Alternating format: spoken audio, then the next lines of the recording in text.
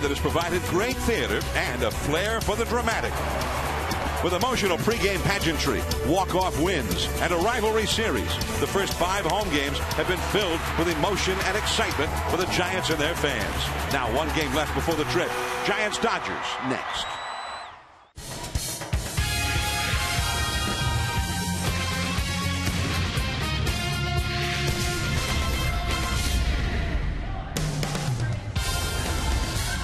We're on the shores of San Francisco Bay at AT&T Park, where tonight the Giants and the Dodgers play the rubber match of their 3-game series. Hello, everyone. I'm John Miller with Mike Krukow, bidding you welcome to Giants baseball on television for the first time on NBC Bay Area and the Giants Television Network here in 2011. And the world champions got beat by the Dodgers on Monday, came back to tie up the series last night. At the point that they had lost on Monday, they had lost 4 out of 5 to the Dodgers in the early part of the season. Now a chance to win this series with Jonathan Sanchez on the hill. Well, Jonathan Sanchez, a lifetime 2-6 record against these Dodgers, really has one guy that he has to steer completely void of, and that is Matt Kemp. Matt Kemp comes in tonight's ball game hitting .472, an on-base percentage of .578. He's had hits in 10 of the 11 games. He's been their offense. You cannot let that guy beat you. Pitch around him. Other guys make somebody else beat you. So that'll be something we watch carefully. All right, so Matt Kemp will be in there, and the Giants have just not been able to do anything with him, whether at the plate or on the bases. The Giants will be without the services of their second baseman, Freddie Sanchez, tonight, whose shoulder is giving him some trouble. But even without Freddie, the Giants have a lot of guys who had some great at-bats last night in their come-from-behind win. Well, and that really is what turned the game around. Down 3-0, they had an amazing 2 innings, the 4th and 5th inning against Chad Billingsley, who had been giving them trouble. And I love the phrase that Bruce Bochy says, keep the line moving, and that's exactly what they did. A lot of at-bats where they saw a lot of pitches, they took what location was given to them, they used the whole field, and that'll be key tonight as they face Ted Lilly, who can throw a lot of different looks at you. So, the Giants and Dodgers ready to play ball, the rubber match of the series. When we come back, we'll take you to NBC Bay Area news anchor Raj Mathai when we continue here in San Francisco after this.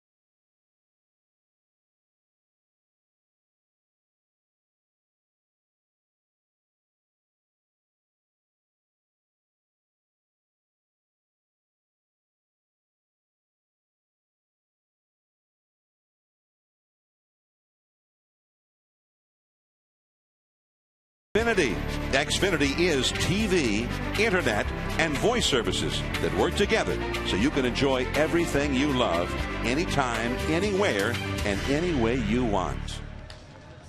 Once again, it's the hot ticket in town. Another big crowd making its way here inside the AT&T Park. Good evening to you. I'm Raj Mathai. We are inside the Giants dugout. And welcome to our 4th season of Giants baseball right here on NBC Bay Area. We have a lot going on tonight on the field and off the field. Not just for the Giants, but really for all of Major League Baseball. The trial of Barry Bonds, just a few miles away from here at the federal courthouse here in San Francisco. The verdict is in. Barry Bonds, 3 counts of perjury, hung jury, 1 count of obstruction of justice. Barry Bonds found guilty. So what does this all mean? Well, Bonds could face limited time in jail or on house arrest. Here's the catch, though. Barry Bonds' lawyers already indicating that they will appeal this trial or ask for a retrial. Bottom line, it's not over. There's plenty of lawyering to be done. As for the jurors in this case, what do they feel about their decision today? Well, coming up tonight at 11 o'clock on our newscast on NBC Bay Area, we will continue our extensive coverage. But for now, we're going to talk more about this game.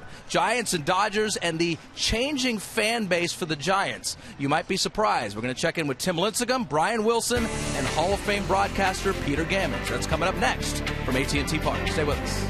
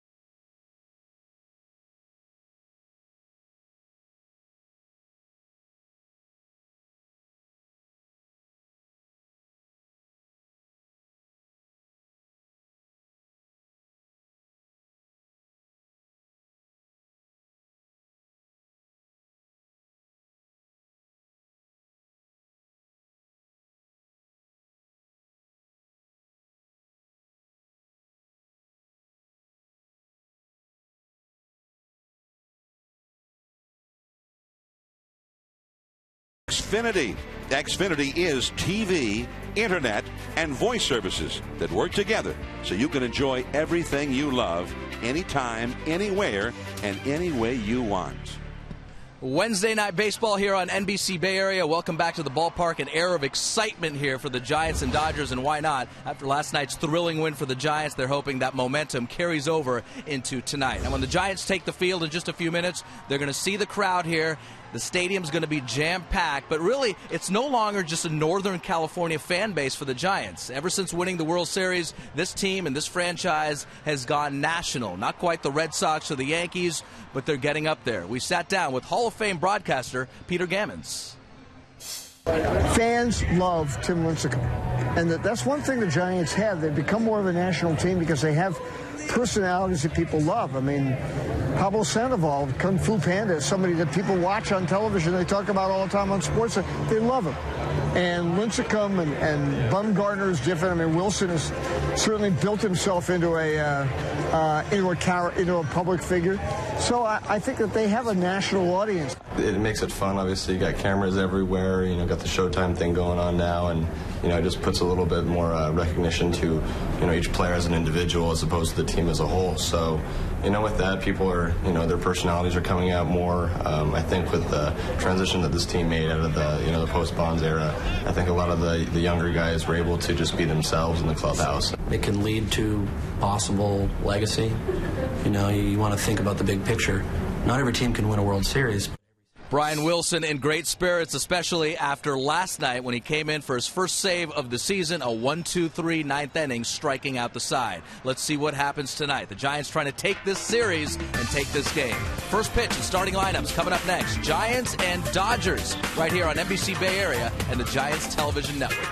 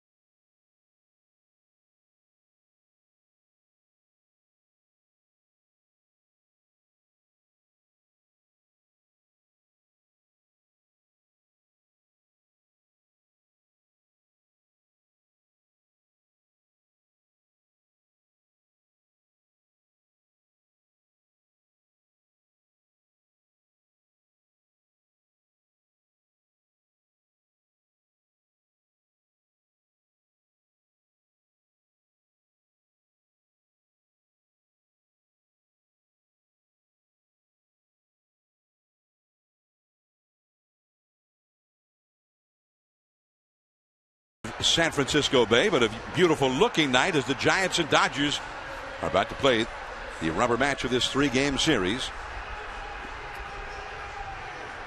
Well, let's take a look at the key ingredients for this game, John. It's brought to you by Round Table, where there's flame, there's flavor with Round Table's new fire roasted pizza.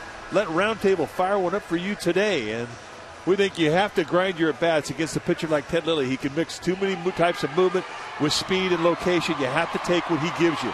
And for Jonathan Sanchez, he's got 3 pitches. It's important that he establishes all 3 of them early in this game. And the hottest man on the planet is Matt Kemp. You've got to control him. Do not let him beat you. He is a guy we will watch very closely, and those are the Round Table key ingredients. Giants have taken the field, so let's take a look at the batting order Jonathan Sanchez will be facing for L.A. Jamie Carroll leads off at shortstop. Casey Blake just back in there. He's been missing for a couple of days. He's at first base. Andre Ethier, right field. And the red-hot Matt Kemp hitting .500 against the Giants this year, and his on-base percentage is up around .660. He's in center field. Juan Uribe, the former Giant, at third base. Marcus Thames in left field. Rod Barajas, the catcher, hits 7th. Aaron Miles at second base. Ted Lilly, the pitcher, batting 9th. Pitcher tonight for the Giants is the left-hander Jonathan Sanchez, 28-year-old lefty out of Puerto Rico, 6 feet tall, 200 pounds, in his 5th year at the big league level. And when he's right, you're going to see a fastball with a lazy arm delivery that is explosive with second-stage movement. It'll go 92, 94 miles per hour, but it will seem to be much faster in the eye of the hitter. He also has a slurvy breaking ball, and he has a split finger that he'll use as a changeup. And it's a pitch that really has taken him to the next level. And there are 3 pitches he will throw at any time in any count. So Sanchez to face Jamie Carroll as we get started. There's a pretty strong wind blowing straight out towards center field as the game begins. Jamie Carroll is hitting .364 with no homers and 1 run batted in. And too high with ball 1.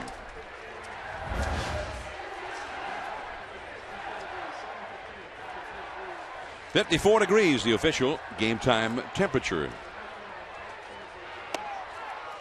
A little bit low.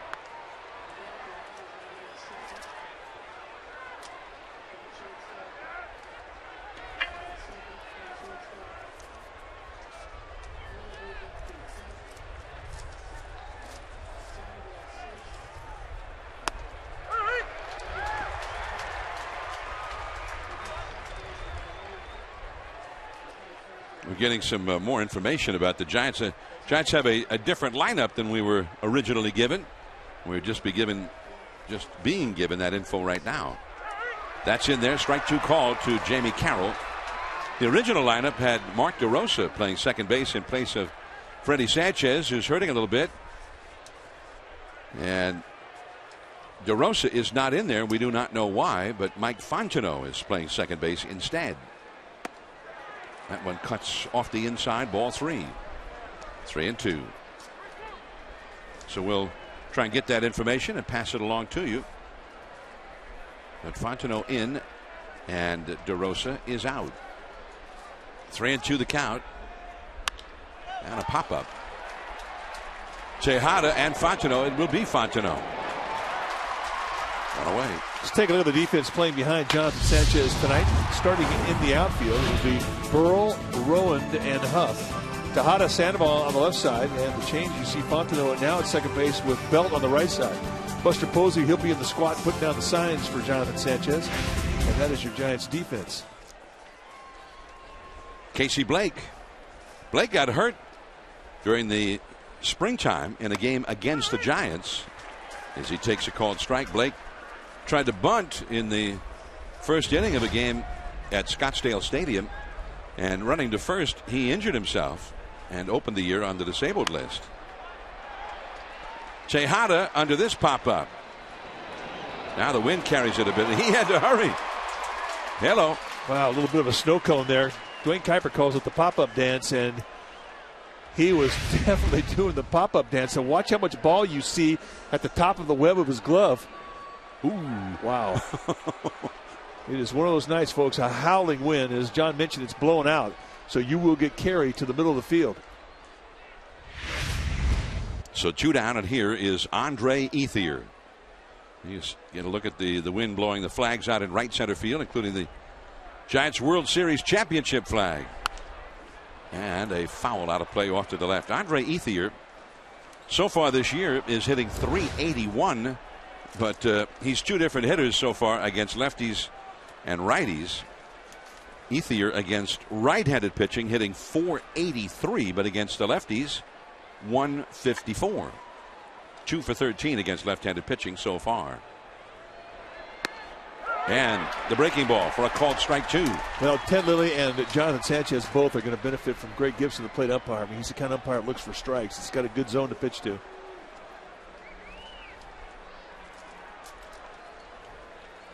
Two down, nobody on. Kemp on deck. And then the fastball is too high. 1 ball, 2 strikes. There's Kemp, who has destroyed the Giants early on this season. Although right now he's so hot he's destroying everybody. Struck him out. Slider in the dirt. And Posey throws him out to Brandon Belt. Kemp stranded on deck. Strong first inning. But Jonathan Sanchez, Aaron Rowand will be coming up.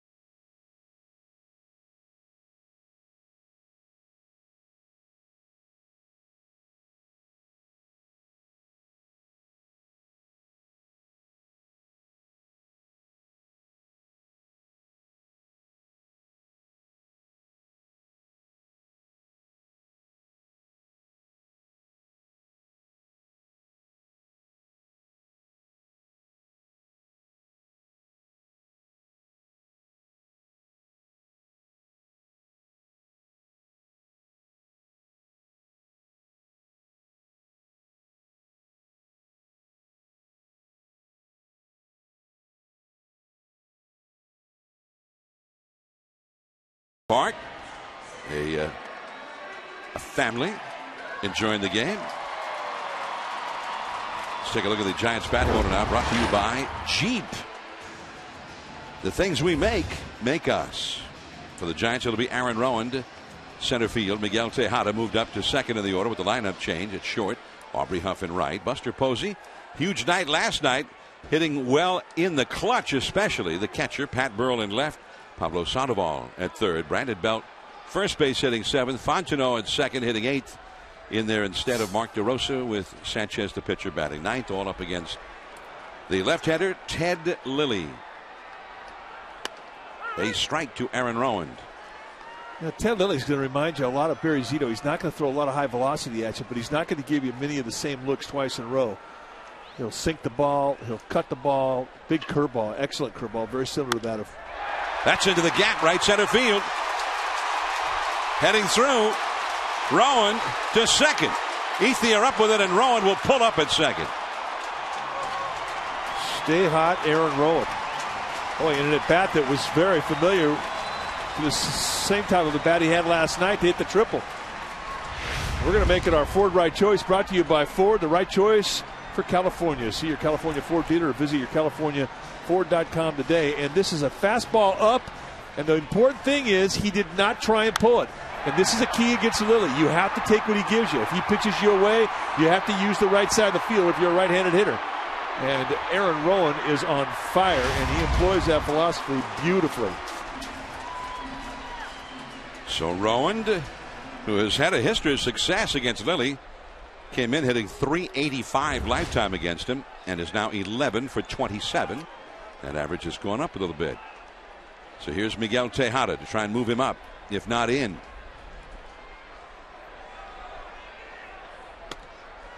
On the outside with a fastball. Ted Lilly, 35 years old, 6'1", 195-pounder. And these are his numbers. 0-1, 6.0 ERA. And as I mentioned, he'll throw the kitchen sink at you. Big curveball. He can cut the ball, throw you a slider, change up, sink. Very crafty. Reach for it, and that'll get the runner over. Lilly. And there's one away. The defense behind Ted Lilly tonight, starting in the outfield. It'll be Thames, Kemp, and Ethier. That's your outfield. Carroll and Uribe on the left side. Miles and Blake on the right side. And Rob Barajas will be in the squad putting down the sign for Ted Lilly. Giants face Lilly in the third game of the season at Dodger Stadium back on April the 2nd. And although he started out beautifully against him, long about the third, fourth, fifth innings, the Giants got through to him. Lilly eventually would go 4 2/3 innings, allowing 4 runs and 6 hits. The Giants won that game 10-0. Aubrey Huff, the infield is backed up as Huff tries to get the Giants the first run of the game. Low and inside, ball one.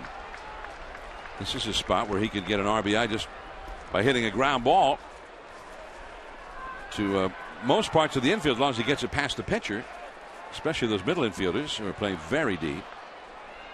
Wind is now blowing out toward right field, toward McCovey Cove, by the way.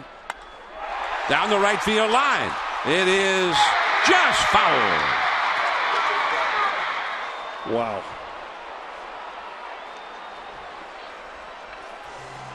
Close.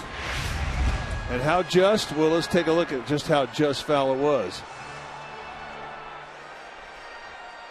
Wow. About the width of a baseball. And if you're a hitter, that'll make you talk to yourself. Bummer, dude. Aubrey Huff, who's never had much success against Ted Lilly. Only 6 hits, 32 lifetime at bats. Almost had another one right there.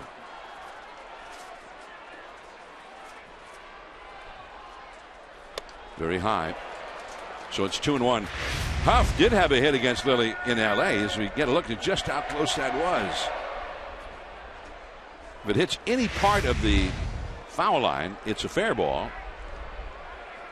Just off the line. Rowan at third, 2-1 the count. That's into the gap, right center. Tagging is Rowan. Ethier with the catch, and he'll have no play on Rowan, who will come in to score. 1-0 Giants. Nice at bat.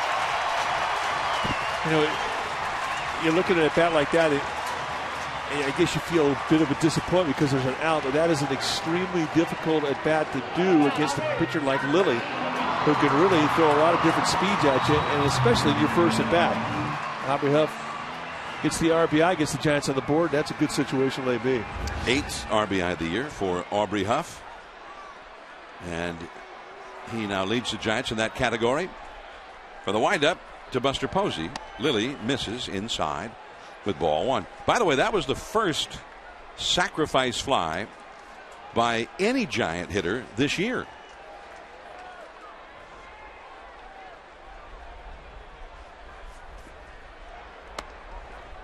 And it's 2-0. Last night, Buster Posey had 3 hits in the game, including consecutive innings where he had 2 out RBI hits.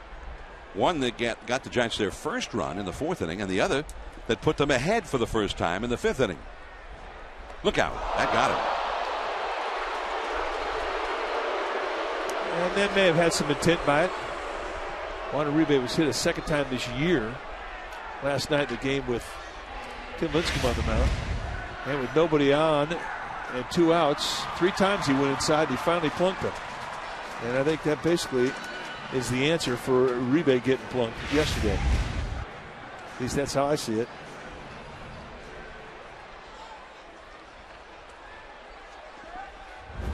Yeah, Uribe was very unhappy about it. He was not ready to take his base when he got hit last night. The second time he'd been hit by Lincecum in roughly the same spot. Burrow off the end of the bat, the deep left field nonetheless, and staggering a bit. Marcus Thames, that one carried well, but the inning is over. It's 1-0 Giants.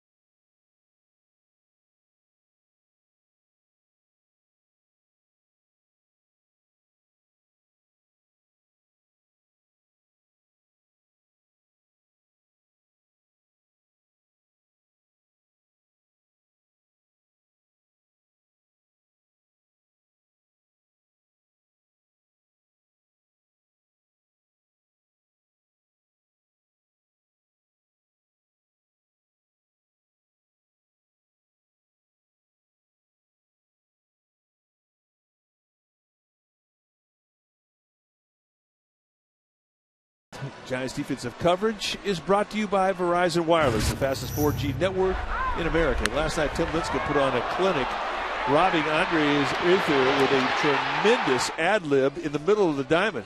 Almost gets his glove knocked off and heads over on his knees, swings around on a 360 and rifles a strike to Brandon Belt. That was a fantastic play, and that is our Verizon defensive coverage. I kept looking for the Olympic judges to give us a score on that one. That was a remarkable play and kind of took your breath away a little bit because it didn't look like he had a prayer, and it's not like he practices that play, but he could teach it, I think. Matt Kemp along the right field line. Aubrey Huff. He got this one. Well, he had a nice first step, and he had to have it to get that ball. He went a long way to get it. We're going to go to Xfinity Game Vision. Remember, with Xfinity Game Vision, you too can control the action at home, controlling the video using play, pause, fast forward, and rewind. We go back to June 29, 2009. And does this remind you of anything? That's right. Tim Lincecum makes the acrobatic play in St. Louis just like last night. And in that game in St. Louis, he threw a complete game 2-hitter and struck out 8. A remarkable play. The Xfinity Game Vision is powered by Xfinity TV with On Demand, the only place you can watch complete replays of every Giants game all season long. Just tune to Channel 1. Here's Juan Uribe, who got drilled again last night. Remember, he got hit by Lincecum on opening day. And that caused him to miss a couple of games. Fastball just missing from Sanchez, and it's 2-0. But he got hit in a very similar spot last night. And he was extremely unhappy, and he refused to go to first base for a while. The umpire stepped around in front of him. That's at the knees for a called strike. 2-1. But again, we're talking about that simply because Buster Posey has been hit by a pitch in the very first inning of this game. 2 down, bases empty when Buster came up. He swung at it. A changeup from Sanchez. It's 2-2. That splitter he uses as a changeup.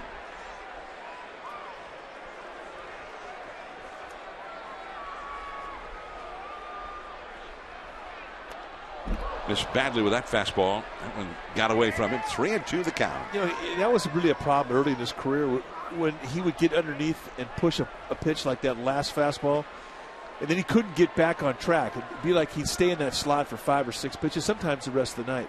Not anymore. He's usually pretty good at getting right back up on top once he gets underneath one like the last pitch. That is pulled foul. He went back to the splitter, and Uribe way out in front of it. 3-2 the count. Yeah, it was a nice play by our ball dude, although I can't say a whole lot about the spikes. Yeah. Not a great look.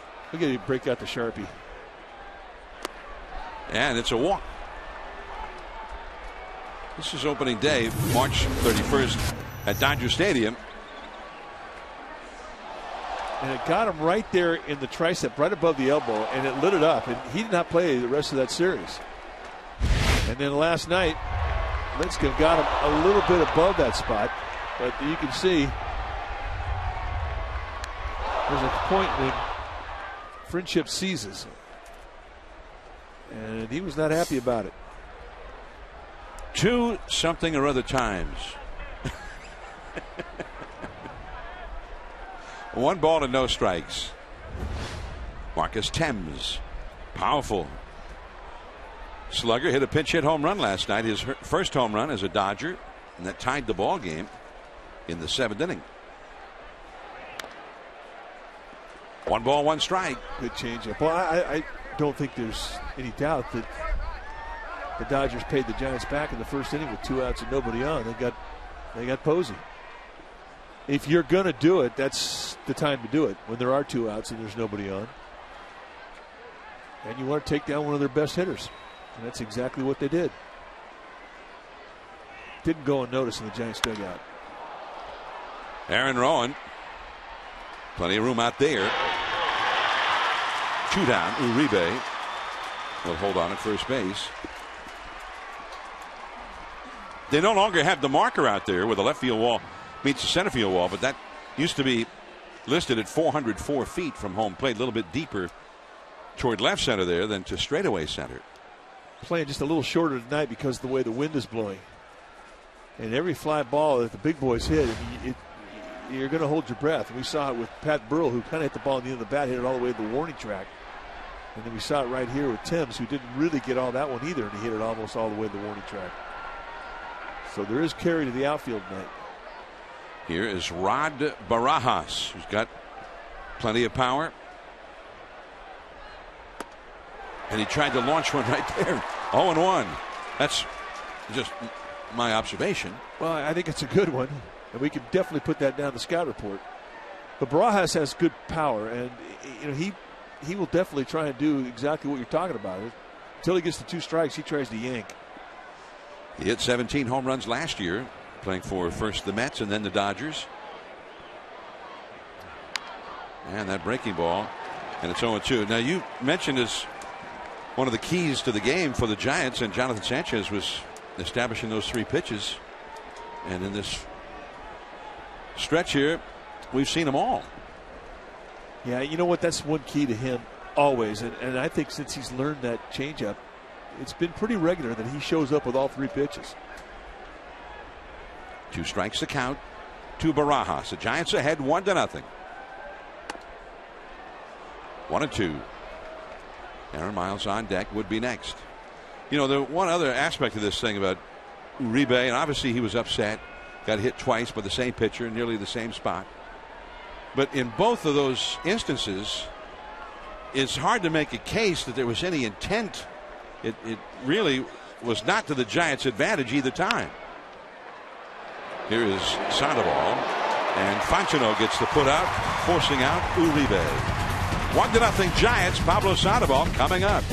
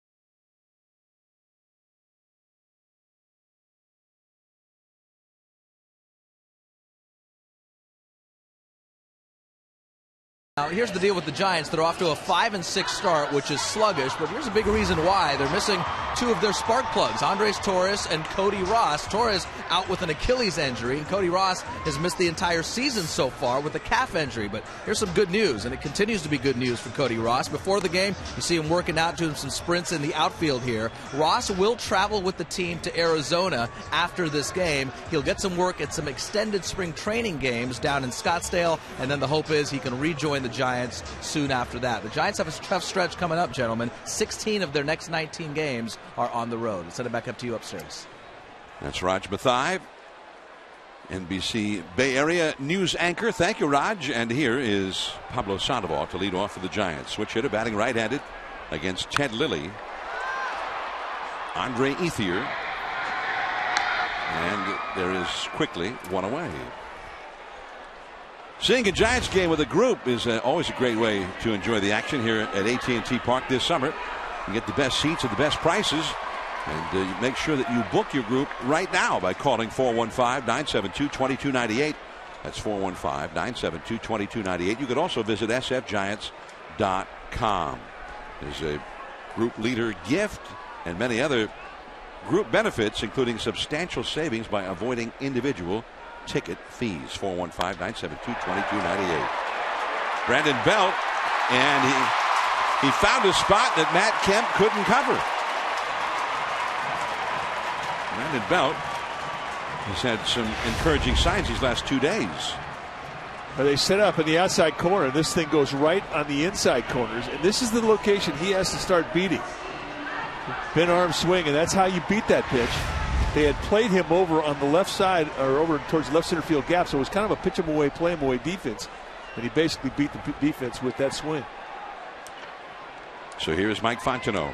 By the way, Brandon Belt probably was not going to play tonight against the left-hander. He wanted DeRosa to play first base. Bruce Bochy was talking about that before the game. Partly to get DeRosa some at bats, and also with that tough lefty out there, give Belt a little bit of a breather. But then Freddie Sanchez, his right shoulder giving him some trouble, so DeRosa was put in at second base instead. Belt remained in there. Then DeRosa's come down with something. We don't know what it is, why he was scratched from the lineup late, but it's Fontenot in there instead of DeRosa. There's a called strike. Fontenot and Lilly were teammates for a while in Chicago with the Cubs. Is Bruce Bochy? It's the first time he's ever hit off of Ted Lilly in a big league game. Giants lead 1-0, 1 out, runner at first. Middle infield, double play depth. And Belt is back to the bag. Belt has stolen 2 bases for the Giants. Right now, he is the Giants' leading base stealer. He's 2 for 2. Giants have only stolen 3 bases as a team so far.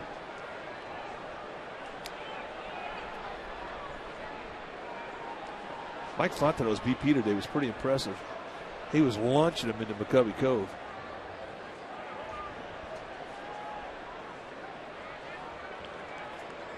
One strike to count to Fontenot, 1 out.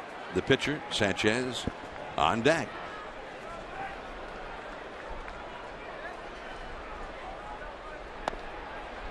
One ball, 1 strike now. Fontenot has not yet had a hit against a lefty, nor has he had a hit against a righty. Fontenot looking for his first hit of the year. He's 0 for 9. Big hole open on the right side of the infield. And over the head of Blake. Fair ball. Belt has some pretty good speed. The Karen comes right out to Ethier. Flannery's waving him, and he will score without a throw.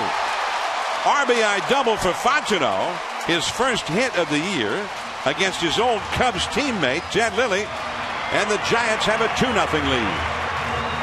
Well, we're going to make it our Lincoln Mercury smart move. It's not just luxury, it's smarter than that. Feel smarter at Lincoln.com. And again, Lilly misses the outside location, lays it out there middle in, and Fontenot covers it right down the line. And boy, you really have to give a feather in the cap to Tim Flannery, because he did not hesitate. He knows Belt's got good speed, and he gave him the green light to put the pressure on the defense. And Aaron Miles, the second baseman for the Dodgers, bobbled it, and it was an easy score with no throw. Here's Jonathan Sanchez. And the fastball is a strike. So we're going to make that. That's the smart move right here. There he goes. And he does not hesitate. Waving him in. Down, down. 2-0 Giants. 1 strike to Sanchez. Runner at second. 1 out. A mighty cut. He won't get cheated. It's fun to watch Jonathan Sanchez take batting practice, because he swings like that on every BP hack. He has a hit this year, and it was a double. He's 1 for 4 for the year.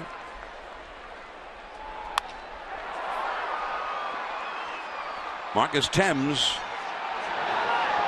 And Sanchez is retired.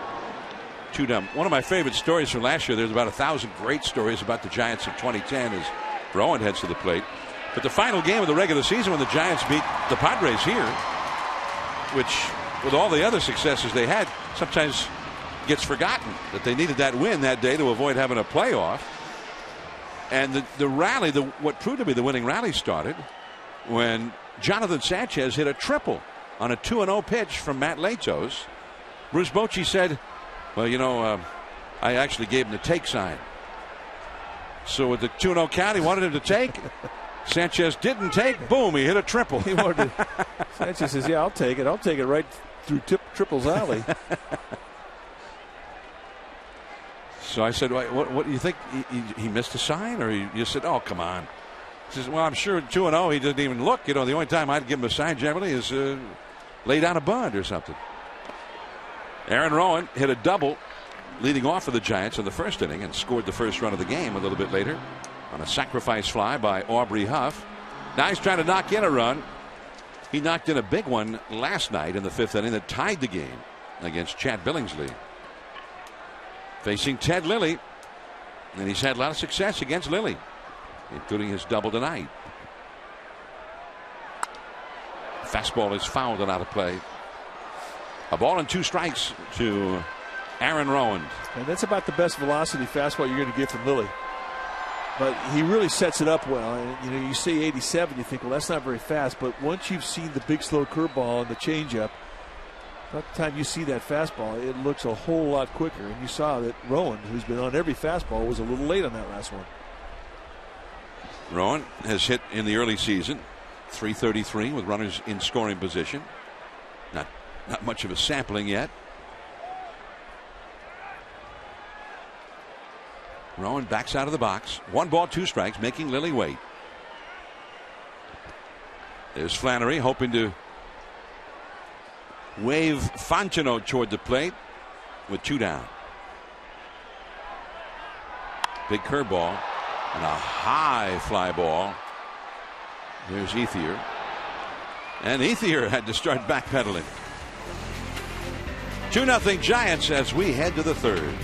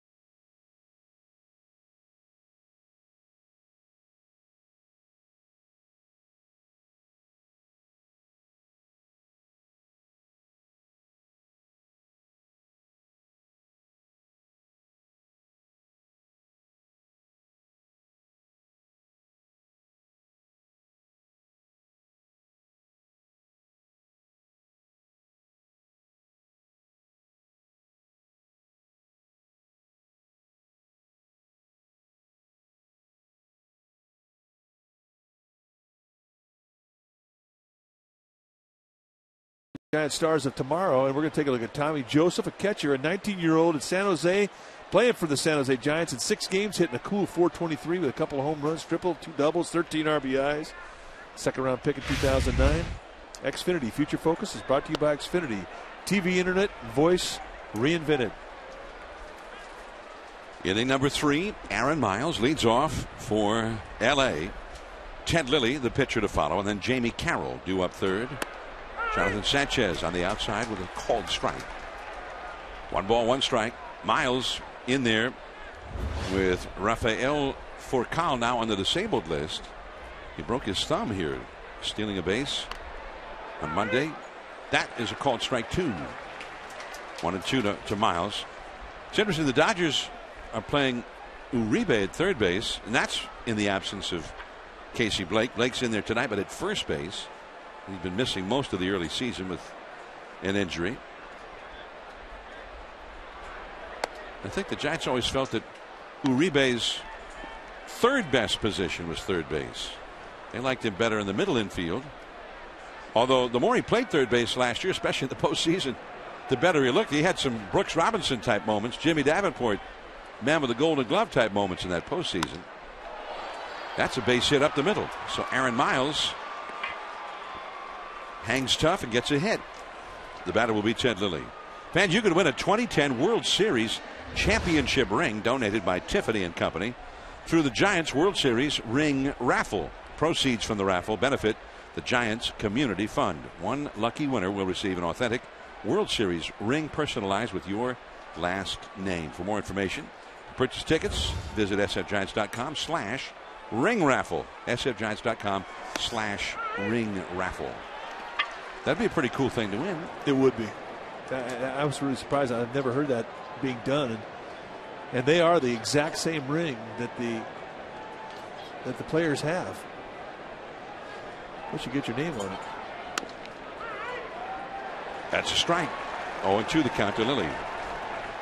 Sandoval from third, Belt from first, rushing in toward the plate with Lilly showing bunt. He has a look at Tim Wallach, the third base coach. There you get a more of a panoramic look at the whole proceeding here. Miles at first. There's Sandoval starting to move in. He squares the bunt. Strike three, call. You didn't expect that. I mean, Lilly's normally a pretty good bunter, and he wasn't even close. He sets up early. Everything's looking pretty good right here. And Greg Gibson says, looks pretty good from here, and rings him up. Strikeout number 2 for Sanchez. And a wasted opportunity for the Dodgers. Here's Jamie Carroll. Last night, Tim Lincecum laid down a bunt on the first pitch after a single by Belt in the 5th inning. The Giants were still down by a run. So he got his man over. The next hitter, Aaron Rowan, hit a single. Tie game. Just and again, there were a lot of things that happened in that game last night. A lot of people had roles in the Giants' comeback. But you really could not downplay the significance of that sacrifice bunt by Lincecum. I thought it was the best game they played all year. Jamie Carroll popped up his first time, and the count is 0-1. Jamie Carroll has all the characteristics of a good leadoff hitter, a good number 2 hitter, extremely disciplined, not in any hurry, not afraid to hit with 2 strikes. He's a good bunter. He can drag, he can push, good bat control guy. And there aren't that many guys that can do both, hit first and second effectively like he can. Back to the bag at first is Miles. Apparently we're having some periodic audio and video problems with our transmission tonight from AT&T Park, for which we apologize, and technicians are busily working on that right now, trying to iron it out, and we appreciate your patience. That changeup in front of Aubrey Huff. Into second, Aaron Miles. So 2 men on for the Dodgers. Jamie Carroll with his first hit. And the power hitters are coming up now, starting with Casey Blake, Ethier, and Kemp right behind him.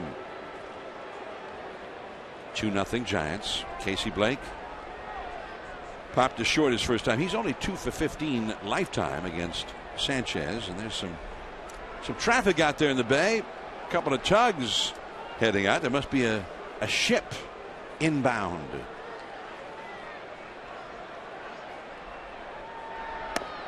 That's a strike, and it's 0-1. Nice first pitch location to steal that outside corner.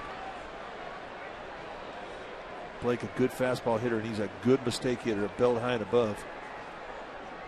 Blake hit 17 home runs last year, 18 the year before. He's hit as many as 28 in a season in the past. Ooh. 0-2. That's the breaking ball. Now he calls it a slurve. He uses a knuckle curve grip or a spike grip where he raises one finger on it. But it is a great strikeout pitch. If he throws it below the zone like that, it's very effective against right-handers. So he's got that one, but he also has one that breaks a little bigger than that. Well, here's the 0-2 pitch, up and away. But he uses the same grip. And he kind of can adjust the break because of the arm angle that he'll use. He could sweep it wider, that he'll throw that to lefties. He used to throw a curveball and a slider, but he quit throwing both those pitches. And now he just uses the one grip on the breaking ball.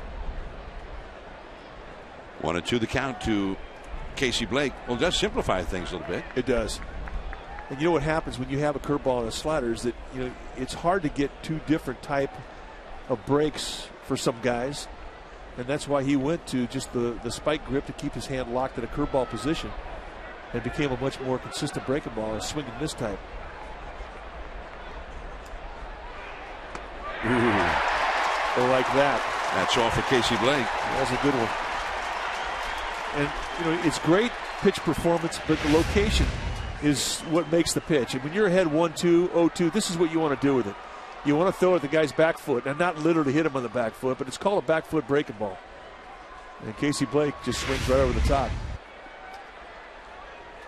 impressive third strikeout for Sanchez. And here is Andre Ethier. 2 men on, 2 men out. Got to watch the first pitch fastball. He sits on it. He tries to bushwhack you early. Ball 1. Remember that failure to get down the sacrifice bunt by Ted Lilly with Miles at first and nobody out. Sure enough, Jamie Carroll followed that with a base hit. Might have been a run right there had the bunt succeeded. But now Andre Ethier, one of the Dodgers' big run producers. And he chases that fastball up out of the strike zone. He didn't get it. And that's the thing about Jonathan Sanchez. And you talk about Lincecum and Kane. I mean, those guys, their swing and miss pitches are specialty pitches. It's not always the fastball. But Sanchez, he has a swing and miss fastball. And it's a luxury when you are behind the count 1-0. You can get a swing through strike like he just got. At the knees. Strike 2 called. And Ethier did not like it. As you mentioned, Greg Gibson is an umpire that will look for strikes. It's a good zone to pitch to. And this is a pitcher strike. And that is not the first time we've seen a pitch down there called a strike tonight by Gibson. 1-2 the count. He struck him out. Sanchez in the third inning strikes out the side. Tejada, Huff, Buster Posey coming up.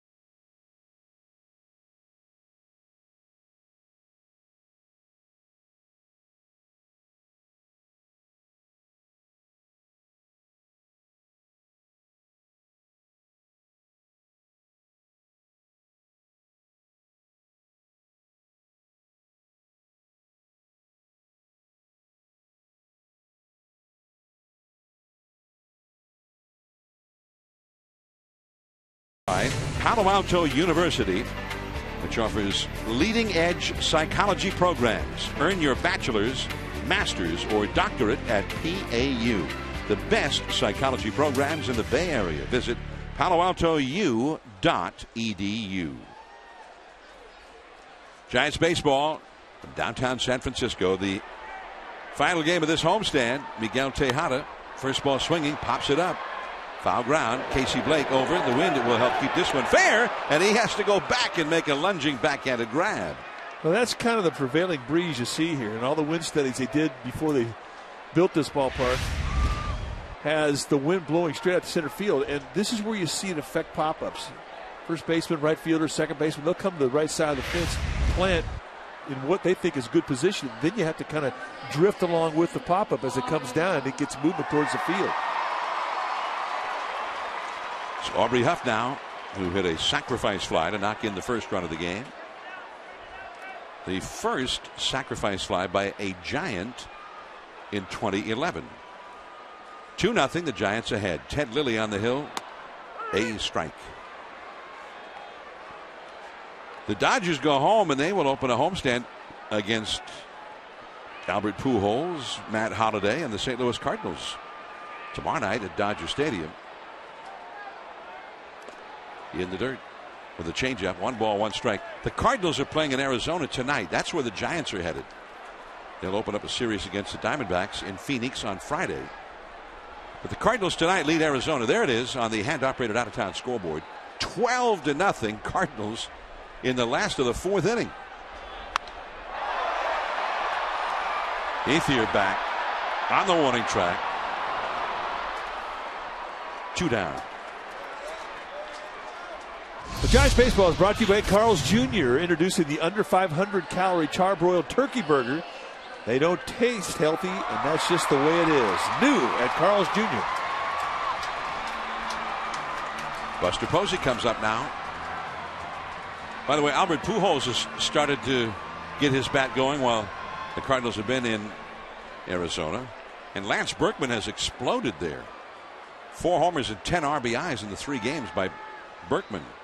Look out. He hit him again. Wow. And now it looks like we're going to get a warning issue. Greg Gibson goes out.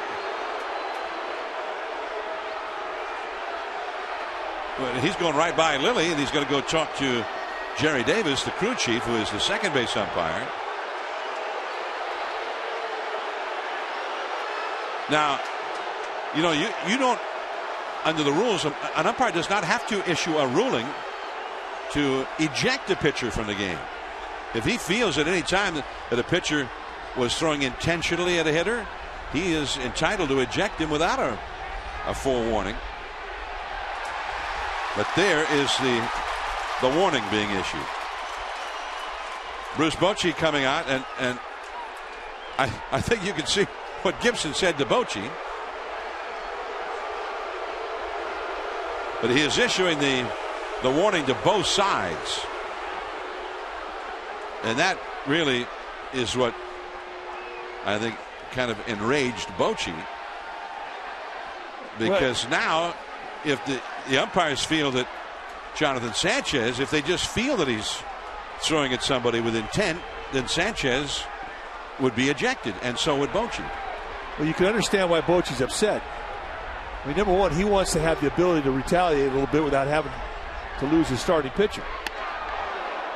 And number two, if they're going to put a warning on that after the Dodgers have taken down 2 hit batsmen, both of them being Buster Posey, he wants somebody out of the game. And I don't blame him.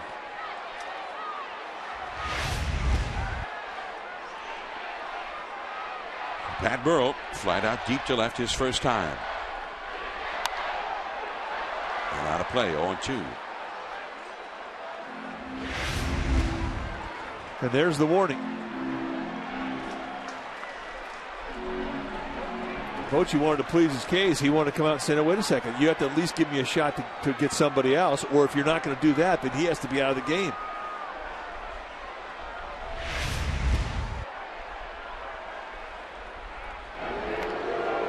Posey back to the bag at first. That one appeared to get Posey in the rib cage.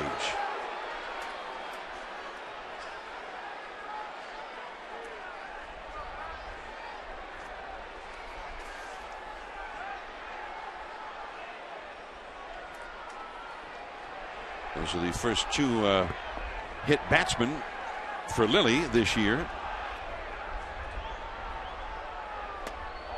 And the changeup off the outside. 1 ball and 2 strikes. Pretty good 0-2 pitch right there. I know one thing, it's pretty quiet down that Giants dugout. You want to know how to get focus for a whole bench? Do exactly what Ted Lilly just did. Hit the cleanup hitter twice. There goes Posey, and he steals it.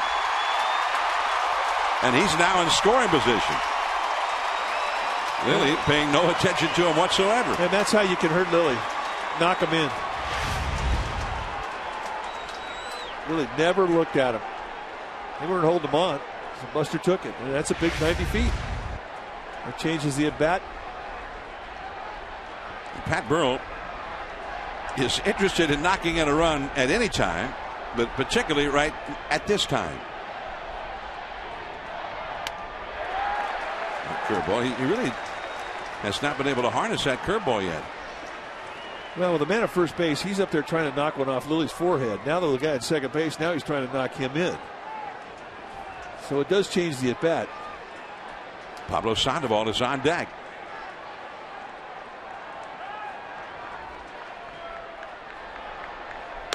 Struck him out with a changeup. We head to the fourth inning. A little bad blood here at the ballpark.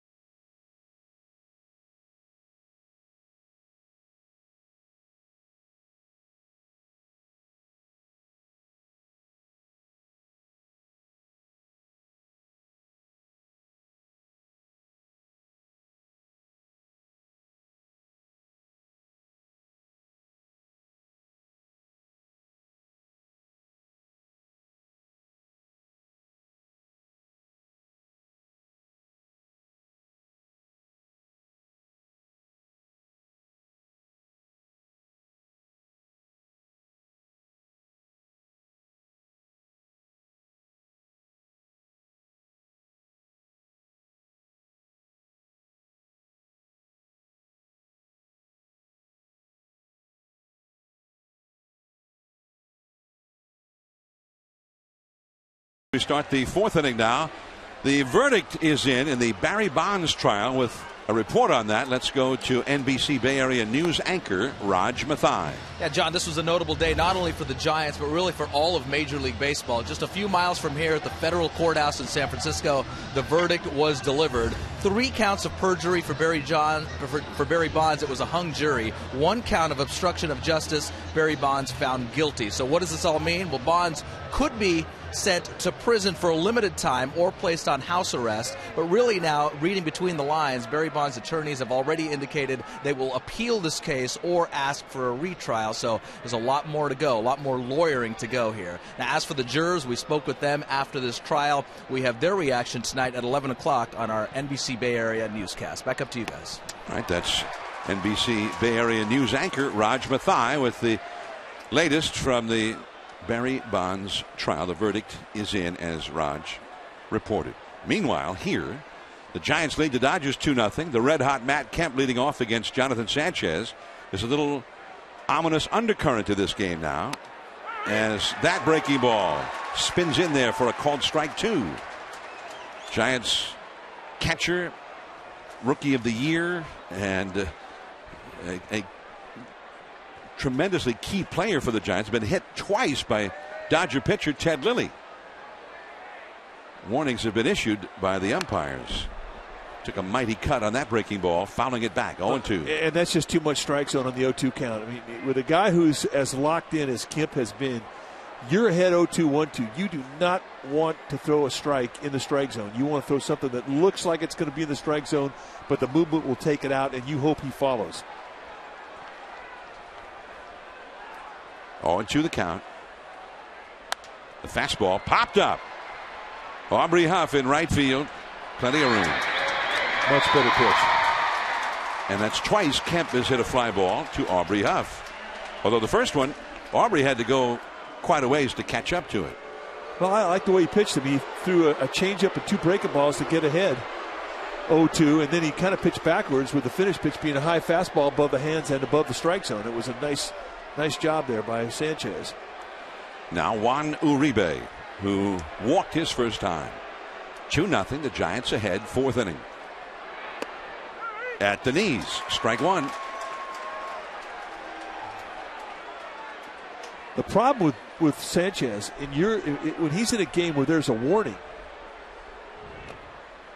he's got that little bit of a wild hair up his nose where every once in a while he'll uncork one and he doesn't know where it's going.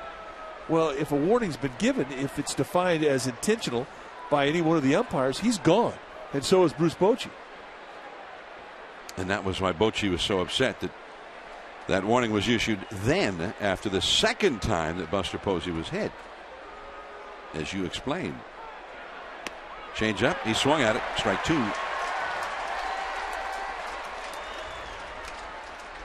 Marcus Thames on deck.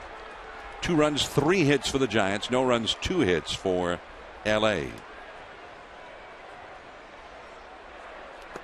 And again, to the split change, and it's 2-2. That one did not quite make it to home plate.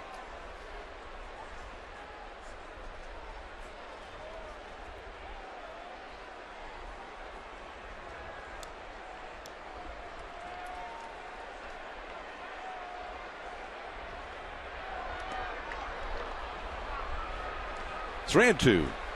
All of a sudden having a little trouble with that pitch. Well, he's trying to throw it down there below the zone. They know that Uribe will chase. But all he's really doing is beating up Buster Posey.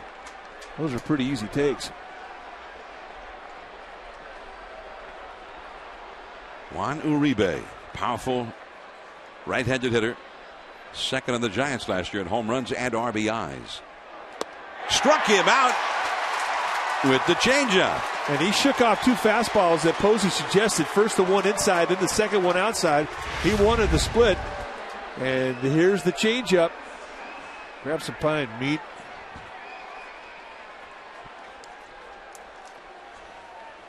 And there is the tendency that Uribe has. He will chase.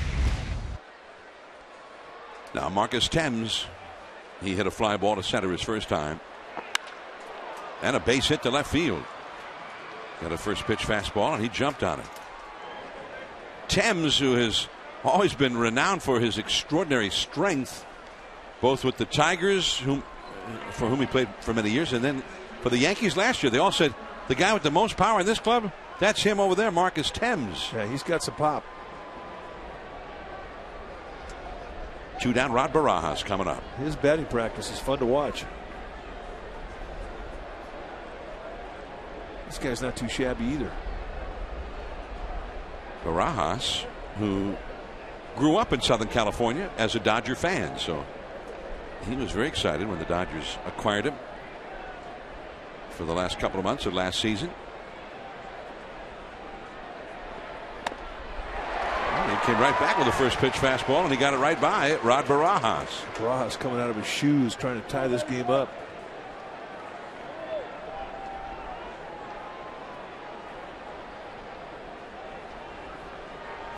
Two nothing Giants are in the 4th inning. Barajas grounded into a force play his first time. There's the changeup. 0-2. And you think about it, I mean, at the start of last season, he didn't even have that pitch where he was confident enough to throw it in a 1-0 count or a 2-0 count, and it was a project, and he really locked it in about halfway through last year, and it totally changed his entire image as a pitcher. And Barajas lays off that high fastball. 1-2. Gave him a third pitch. It gave him a third speed. It gave him another pitch he could throw 3-2. Giants with single runs in the first and second innings. Huff and Fontenot with RBIs. They lead 2-0 here in the 4th. That ball is hit well. And this game is tied. Rod Barajas showing off that power. That's his 3rd home run of the year. And it comes at a 2-strike count. And he shook off a curveball.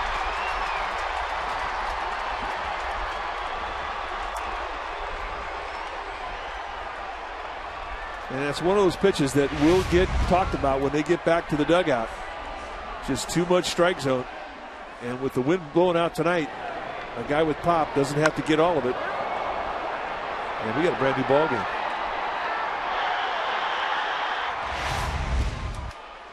Two down, nobody on is when this one started. Marcus Thames hit a fastball to the left field for a base hit, and Barajas hits that mistake into the stands. 2-2 as Aaron Miles takes ball 1. Barajas with his second home run of the series. Change up for a strike. Miles hit a single his first time. 2-2 in the fourth inning. Padres won this afternoon over the Reds, coming from behind in the last 3 innings to do it. They scored single runs in the 7th, 8th, and 9th innings and beat the Reds 3-2. Here's Rod Barajas. Barajas kind of has worn out the Giants the last couple of years. He beat the Giants with a walk-off homer in New York last year when he was still with the Mets.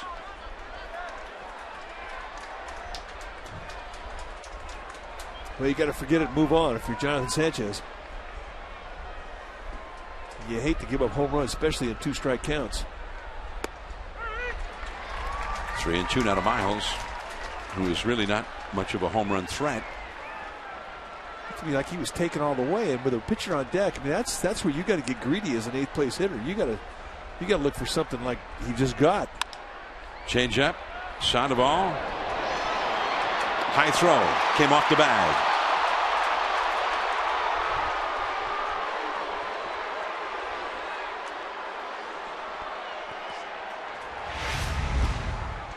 As a third baseman, you're taught to take everything that you can get. And nice footwork, and Sandoval almost pulls it off. Just a little bit high. The 6'5" Brandon Belt had to come off the bag to catch it. But you got to give A for effort, and indeed it's going to be ruled a hit for Miles. Couldn't give Sandoval an error on that particular effort. That was not normal effort.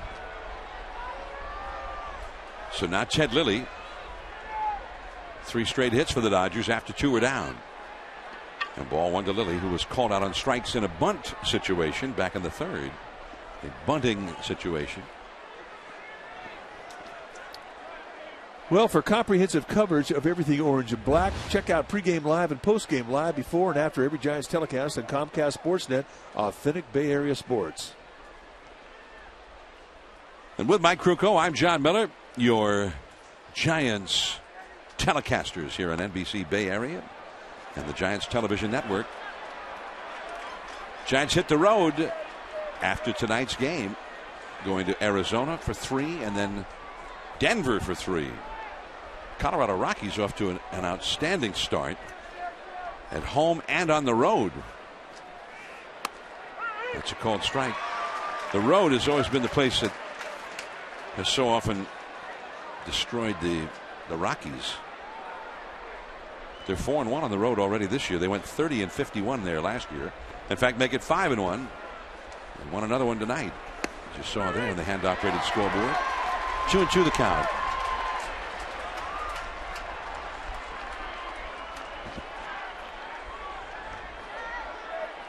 Colorado, and they're right now without their ace pitcher Ubaldo Jimenez, who got knocked around at his first start and then placed on the disabled list.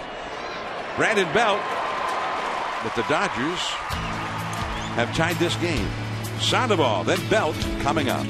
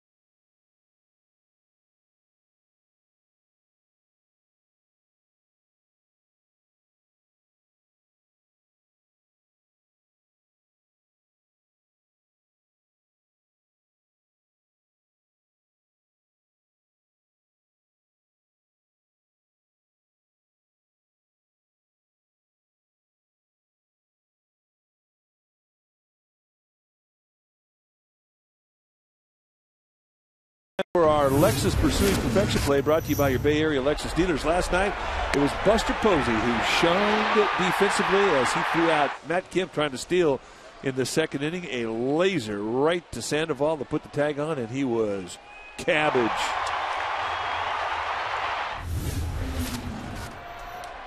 Only time this year that Kemp has been thrown out.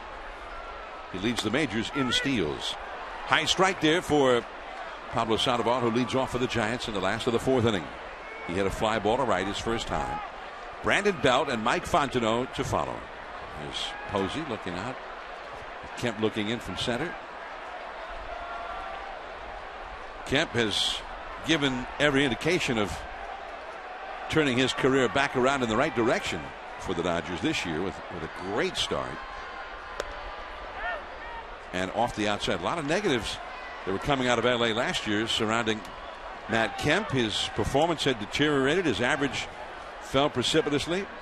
And his defense in center field, which had been good enough to get him a Gold Glove the year before, also went downhill. He's looking good in just about every facet of the game right now. Picked out of the dirt by Casey Blake on a low throw from Uribe. Pablo is 0 for 2. Well, there was a lot of things written in the paper about Kemp. You know, he's only 26 years old, and what young players do is they read papers. And they think about the things that are said about them in the paper, and some of the comments came from coaches. And his concentration was fragmented. You could see it in the pitch selection that he was flailing at. Came out of the strike zone a lot, above the strike zone.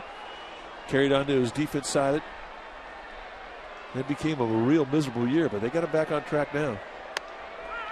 That's a called strike to Brandon Belt. Belt hit a single his first time, starting a little bit of a rally in the second inning. Fontenot later doubled him home, so Belt is 1 for 1. A ball and a strike. Well, they brought in, under the new manager Don Mattingly, Coach Davey Lopes, a former Dodger great and a great base stealer, one of the all-time great base stealers in the history of the game. He chased that slider. 1 ball, 2 strikes. Davey had been a very important coach with the Philadelphia Phillies prior. There's Davey. And although Mattingly is quick to point out, he says, hey, Davey Lopes is not the personal coach for Matt Kemp. But I think most feel that Kemp is one of Davey's projects, especially with Kemp having so many gifts, including tremendous speed, that he could be a lot better base stealer than he has been.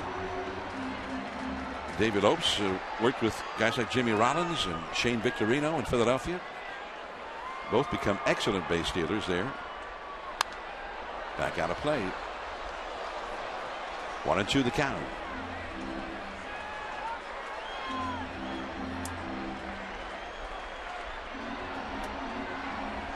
Brandon Belt battling it out here with Ted Lilly.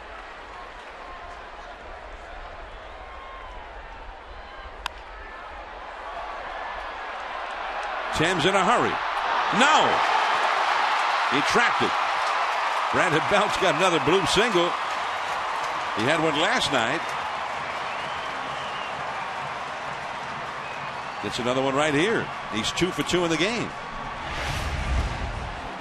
Well, you fight when you're in a 2-strike hole. Drops a curveball on the inside part of the plate. And Timms, who is average at best out there in the outfield, and on a night like tonight where it's very difficult, could not battle the wind. So Brandon Belt, he'll take all the bloops he can get. Mike Fontenot doubled home Belt his first time. Foul tip. Well, he had that bloop single last night in the 5th inning. After that, he got a walk and a steal.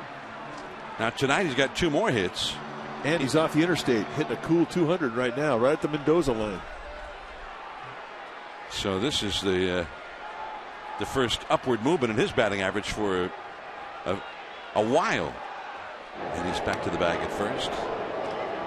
Yeah, the interstate can wear you. It's just Wayne Kuiper's telling a story when he was in his second year at the big leagues. He was in really a rough slump, went into New York, and this is when they first started putting your name on the board with your batting average next to it.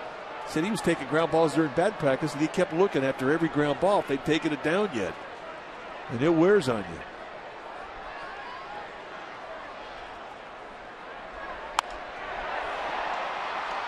There is Marcus Thames. Much easier play that time. 2 down. Jonathan Sanchez coming up. Giants baseball is brought to you by Jeep. The things we make us. Jeep. Giants 2, Dodgers 2 here in the last of the 4th inning. Looks like another sellout crowd here at AT&T Park. 6th game of the homestand. First 5 games all sellouts. Sanchez flied out to shallow left his first time. And it's 0-1. Giants with single runs in the first and second innings. Then Rod Barajas 2-run homer here in the 4th tied the game for LA.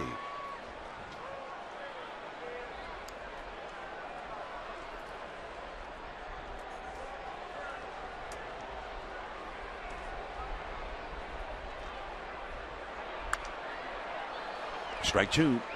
Friday, Saturday, Sunday, the Giants in Arizona. Matt Cain, Barry Zito, Madison Bumgarner will pitch in that order in Phoenix.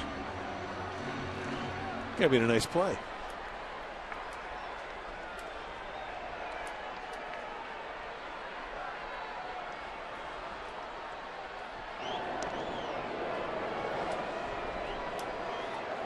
Well, that's always got to be one of the highlights. If you catch a foul ball, not easily done. A lot of people have been coming to games for years and never caught one.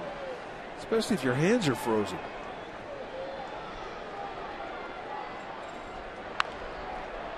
Well, he hit that curveball, but right to Miles, and the inning is over. So we're going to the 5th inning. The top of the order coming up. Carroll, Blake, and Ethier. It is 2-2.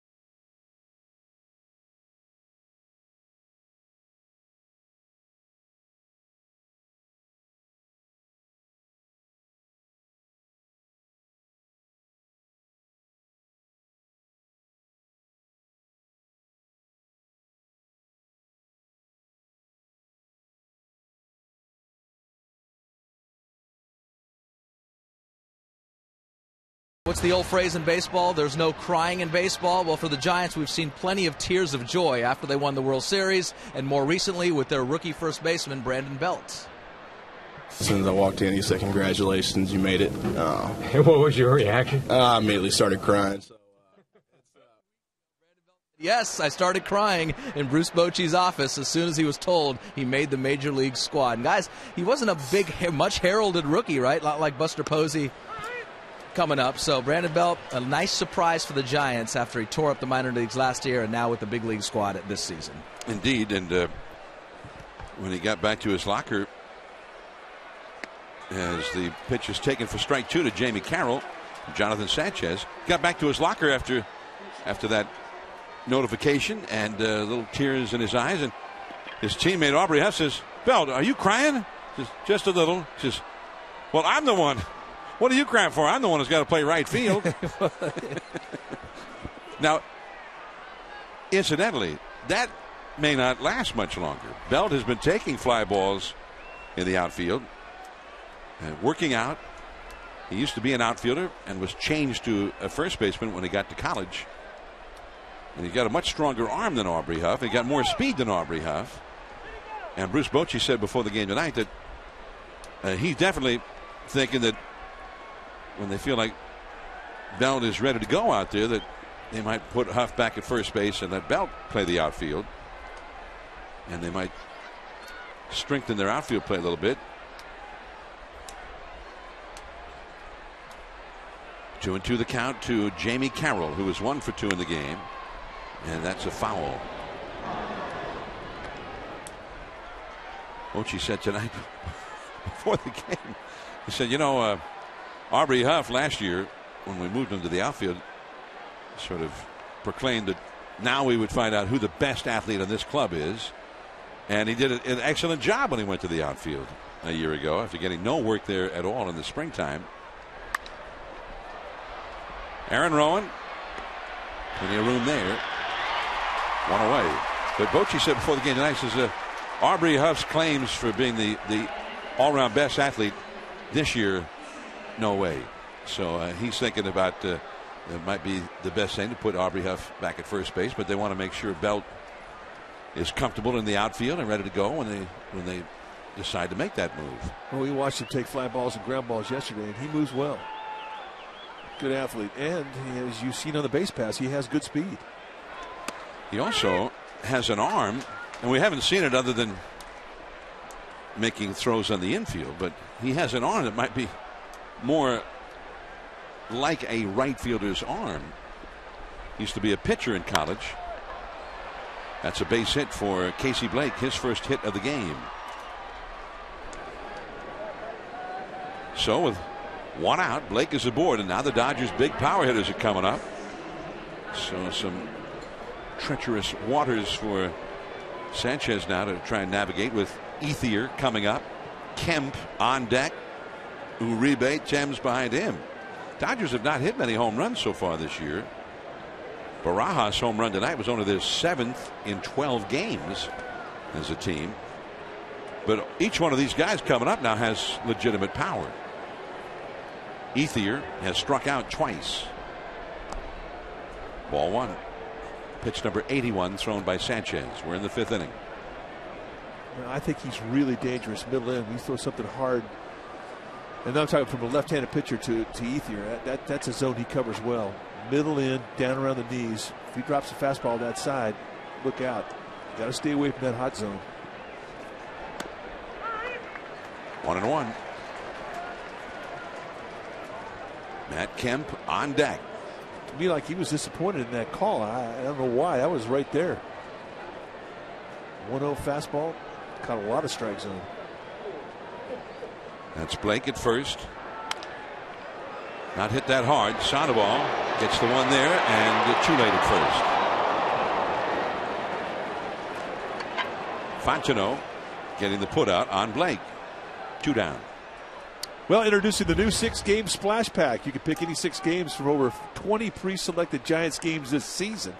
And each ticket includes $5 towards concession stand food or merchandise at the dugout store. That's $30 of free food or souvenirs. Price will vary based on games selected. To purchase, you go to sfgiants.com. Giants 2, Dodgers 2. We're in the 5th inning. It's the first time the Giants have had to pitch to Kemp tonight with somebody on base.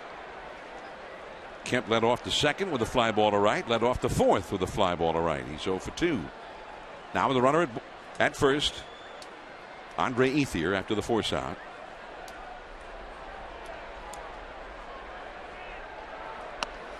And the breaking ball for a strike. Well, he really has mixed that first pitch well, and his get it in ratio has been fantastic, especially the last couple innings. And that's what you have to do. You cannot get predictable on a first pitch, not when you have teams that have power.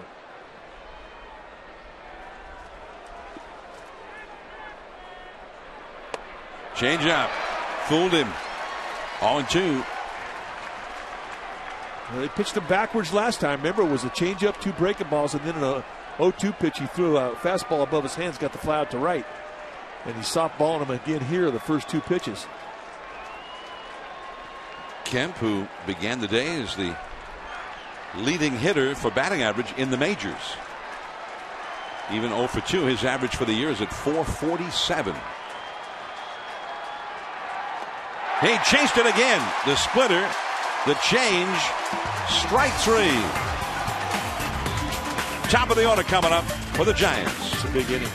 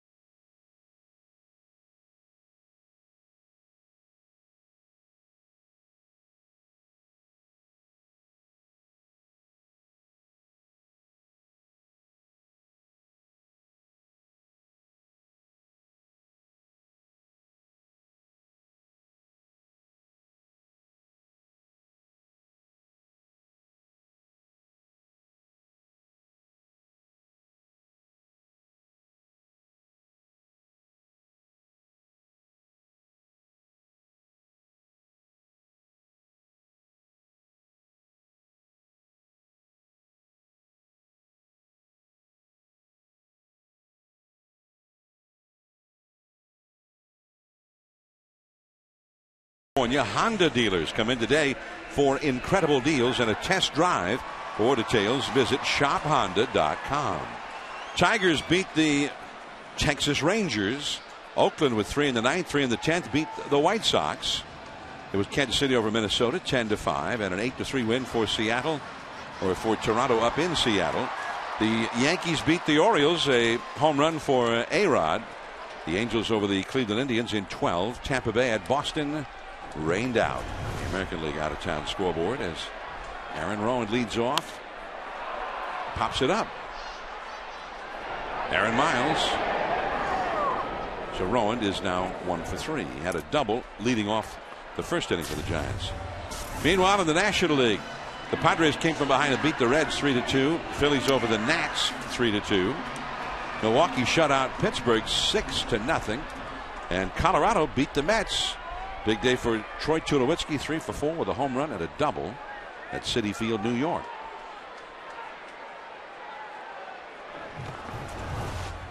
One out. Here's Miguel Tejada. He is 0 for 2 against Ted Lilly. 2-2 the score. That's a called strike with a changeup. Florida beat Atlanta. Josh Johnson over Tim Hudson there. And the Cardinals are leading Arizona 15-5 in the top of the 6th inning in Phoenix. Cubs over Houston 9-5 in Houston.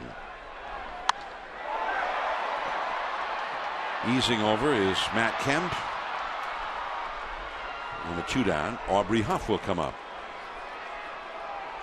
Yeah, I think that may have been an early rainout call in Boston. You had the Red Sox 2-9. The Rays 3-8. The Rays actually won the first 2 games of that series in Boston.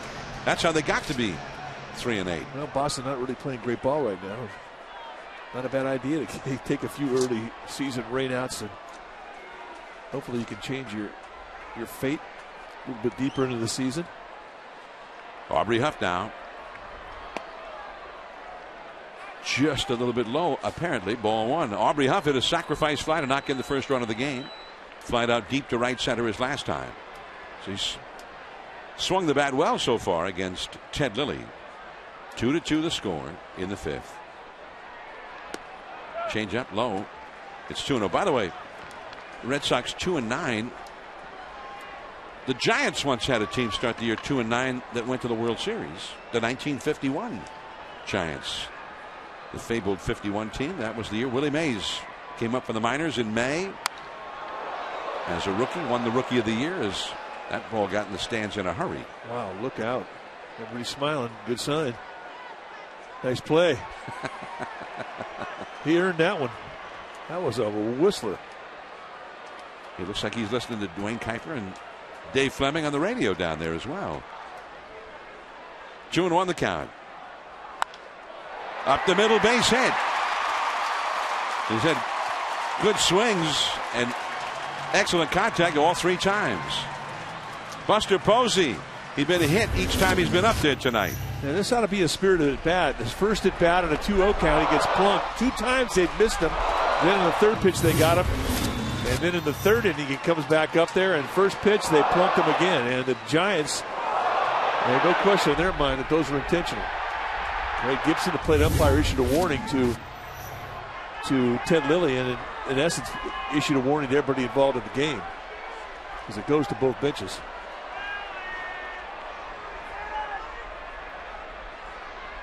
Huff back to the bag at first. Posey was 1 for 3 against, in fact he was 0 for 2 against Lilly in LA when the Giants were there back on April the 2nd.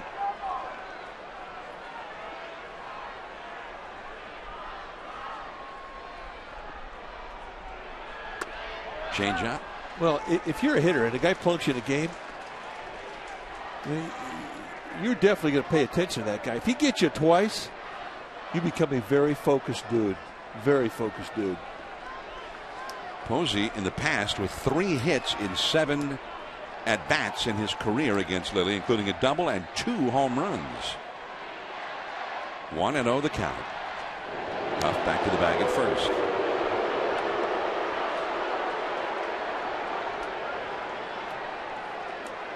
After he got hit in the 3rd inning, Buster Posey, Mike, ended up stealing for the first time as a big leaguer. Without a throw. Now that's focused. Another changeup. That's a strike. He did, I think everybody around here remembers, get credit for a steal in Game 1 of the division series against the Atlanta Braves. Although no Braves fan anywhere close to a television set believed that he should have been called safe for that steal. It ended up being a big play. He eventually scored the only run of that game. Fastball is too high. 2-1. Just kind of rolled right into it. Lilly never really did a good job of paying a whole lot of attention to it, and he steals it. Could have stolen standing up.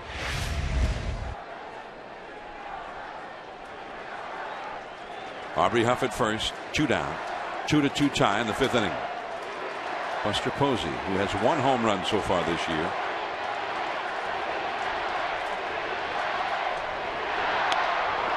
And he tried to hit another one right there. He tried to hit one off the glove right there. A 2-1 fastball, and he cuts it right at the belt. And Buster Posey let it fly.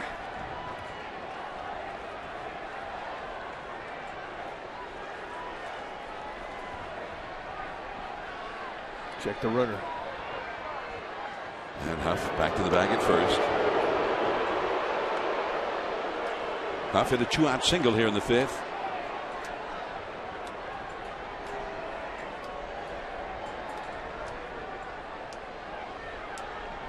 The wind is blowing out more toward right field than anywhere else. Posey backs away. Pat Burrell on deck.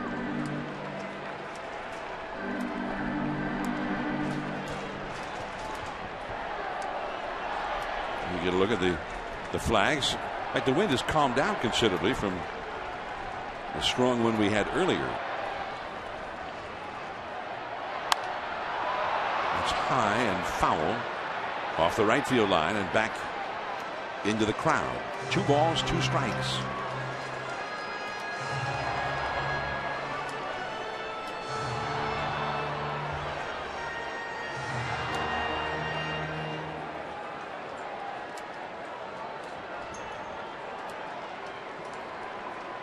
Posey continues to battle it out here with Ted Lilly. We'll check the runner again.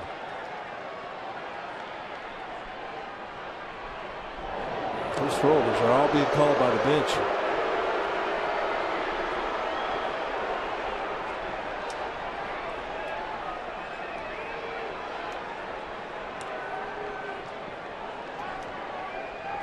That's Casey Blake on the bag with Aubrey Huff at first base. The second baseman, Miles, is pulled well over toward the middle. Big opening on the right side of the infield here. 2-2 the count. 3-2. Another fastball. Remember, that was the pitch they threw on the 2-1 count. He swung through. Barajas wanted a changeup. Lilly shook it off. He then signaled for a curveball. Lilly shook it off to get to that fastball. And he tried to elevate him across the letters, and Posey was not biting. They want another fastball here. With Huff running, fouled out of play off to the right. And Aubrey will turn around and go back to first. You know, Buster Posey made a comment yesterday, I think, following his 3-hit night in Game 2 of this series, and he was talking about, you know, I was thinking too much. My goal in last night's ball game was just to go out there and compete. And when you get plunked twice, you become a very competitive guy. And that's what's happening in this at bat. 3-2.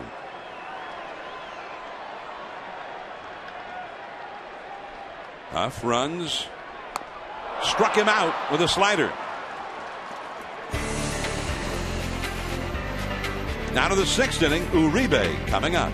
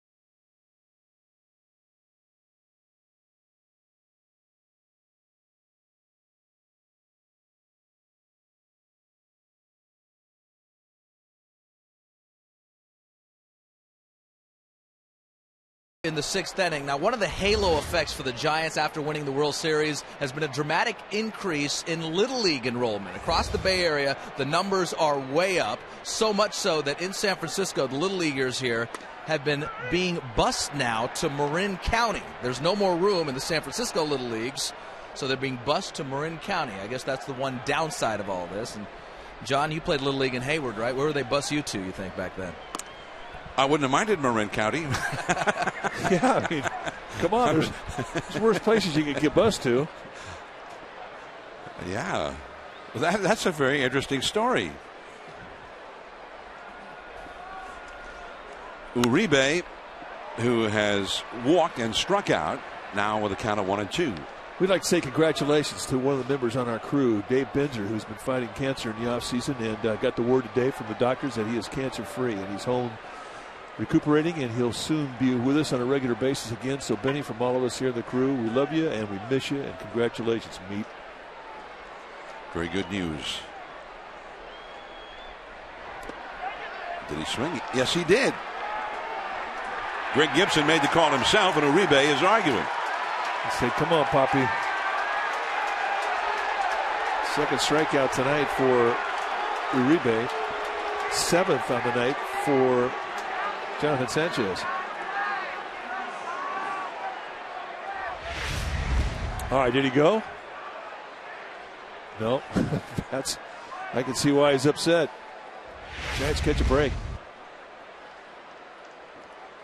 Now Marcus Thames, although the official instructions to the umpires about so-called check swings, because there's nothing in the rule book that even says check swing.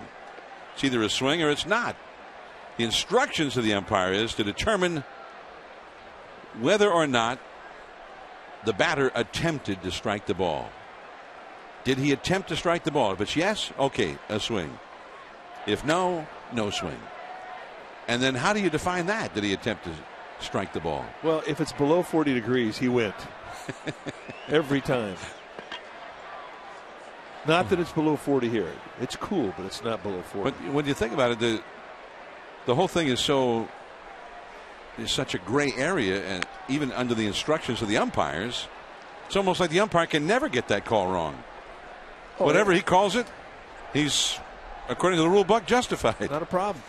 I believe he attempted to strike that ball, because to me, he started to attempt to strike the ball, and then he decided against it at some point.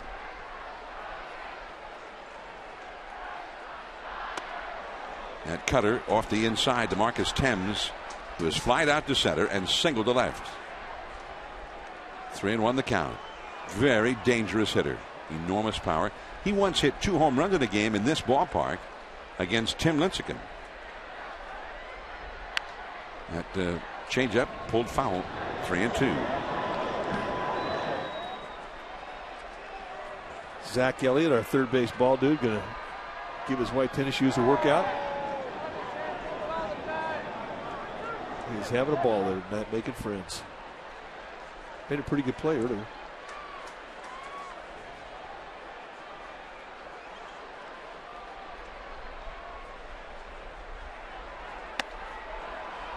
He walked him. And Ramon Ramirez is going to head down to the Giants bullpen, start to throw. Well, that's 96 pitches on the night. And it's pretty predictable that when you get around that century mark, you start getting that bullpen going. In the 4th inning, it was Rod Barajas in a 2-strike count. Took a fastball that Sanchez shook off Posey to get to and did this, and that tied the ball game. And that's where we're at right now, 2-2. Barajas 1 for 2 in the game. Now with 3 home runs for the young season. And 2 of them in this series. Change up for a strike. Also, in addition to Ramirez now, the Giants have left-hander Dan Runsler, number 45, also throwing.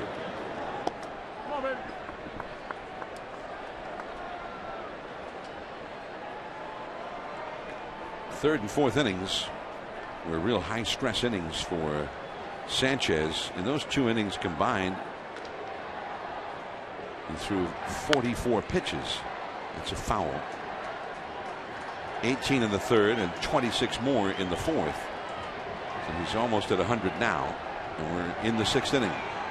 Tim Lincecum also threw a lot of pitches last night. 115 in 5 1/3 innings. Giants also coaxed a lot of pitches out of Chad Billingsley last night, who lasted only 5 innings, throwing 99 pitches. 61 of them in a 2-inning stretch. That's all for Barajas. 8th strikeout for Sanchez. And that's the elevator fastball right above the letters.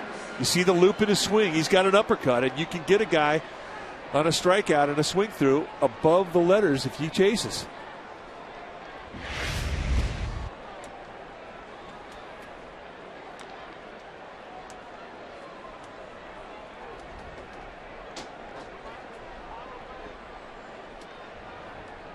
Aaron Miles has twice singled. His last one was an infield hit. 1 ball, no strikes. Well, if you're Jonathan Sanchez right now with Ted Lilly on deck and there's no action in the bullpen, you know you're going to get that pitcher to hit this inning. They're not going to be pinch hitting for him. So that means if you're going to pitch to Miles, everything's to a corner.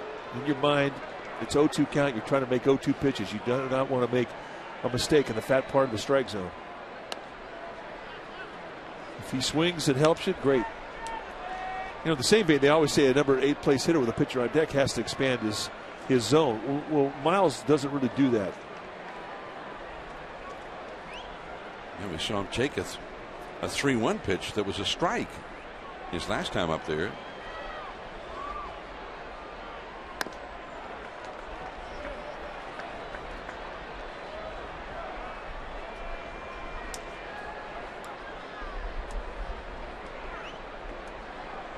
Ted Lilly, who has gone 0 for 2 in this game, 0 for 5 for the season. That's a strike, 3-1, and a career batting average just barely over 100.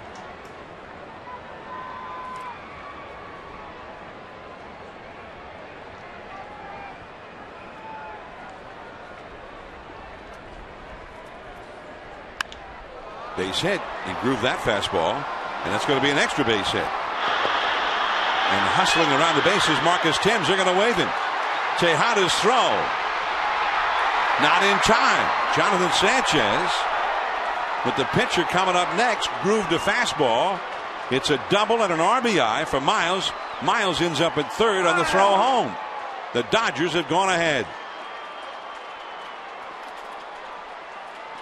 And that's a mistake.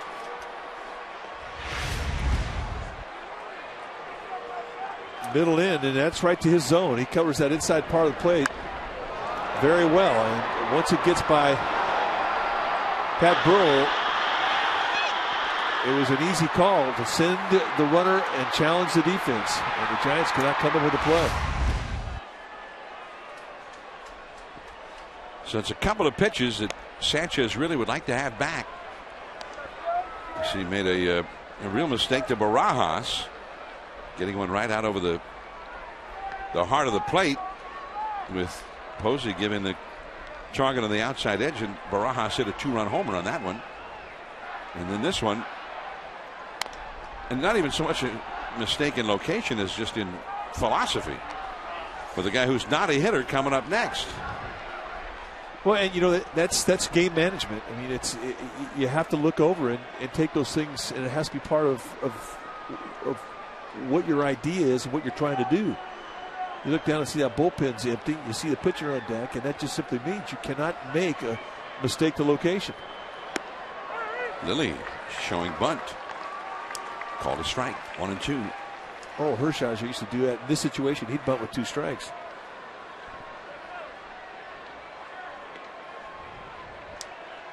.107 pitches for Sanchez. Still working here in the 6th inning. There's a runner at third, and a run is in. 3-2 LA.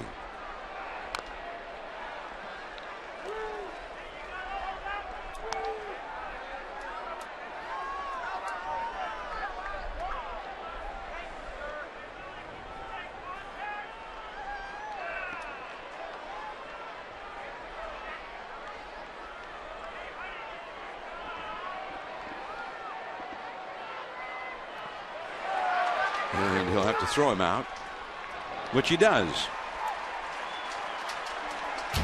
Sanchez 9th strikeout. And there's the message from the Giants to Benny. Congratulations.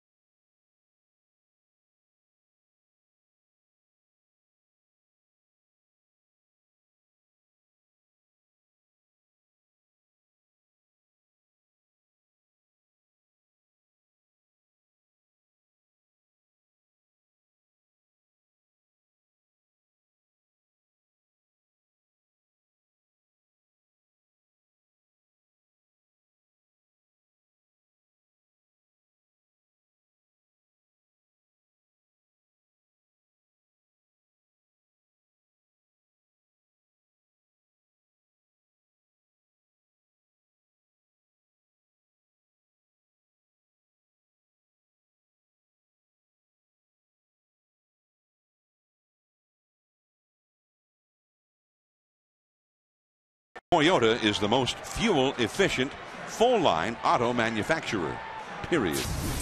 Pat Burrell's numbers: played 11 games, hitting only 194, only 6 hits, but 4 of them have been home runs. He's also walked 6 times, and it's a pretty good on base percentage for a guy hitting only 194, .342. He leads off against Lilly. Caught at third by Uribe. That one, for a moment, looked like it was headed for left field and a base hit, but Uribe intercepted it. Boy, he really went out and hooked this ball. It was not a hanger either. It was off the plate away a couple of inches. He went out there and extended. Gives you an idea how strong his hands are. Instead of the inside corner, this is way away, and he hooks it. And Uribe gets a great first couple of steps and makes a nice play. Had it gone through into left field, the new Dodger left fielder would have had to deal with it. Tony Gwynn Jr. Strike one to Pablo Sandoval. Pablo has flied out to right, grounded out to third. Gwynn is in. Thames is out. Ramon Ramirez still up in the Giants bullpen. There's a big curveball at 65 miles an hour. Strike 2 call. That is a very Barry Zito-like curveball. Started, then stopped. Pablo backs away. Probably the end of the night for Jonathan Sanchez, who has thrown 109 pitches in his 6 innings. Pablo chased that one. That would have hit the dirt had he not hit it first.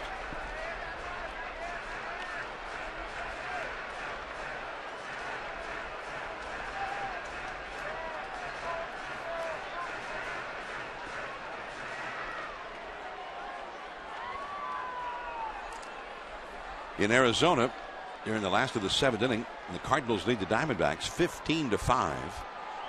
Cardinals go to LA after that game and start a 4-game series with the Dodgers tomorrow night. Giants tomorrow will head to Phoenix and open a 3-game series there Friday. Hit well. Left center. Way back, and it's gone. Pablo Sandoval with his 2nd home run of the year, and this game is tied again.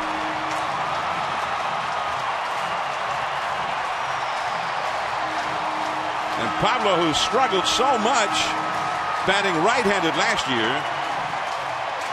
gets his first home run and RBI as a right-handed hitter this year. And what was the one pitch that he struggled most with? The high fastball. He never really had a good bent arm swing. They go up and in, and he beats last year's scout report. And he knew it. Look at the elbows. Bit through the swing, and that is quick bat head speed through an area of the plate that he had problems with last year, and he has sewed it up. Brandon Belt. And Belt is 2 for 2 in this game.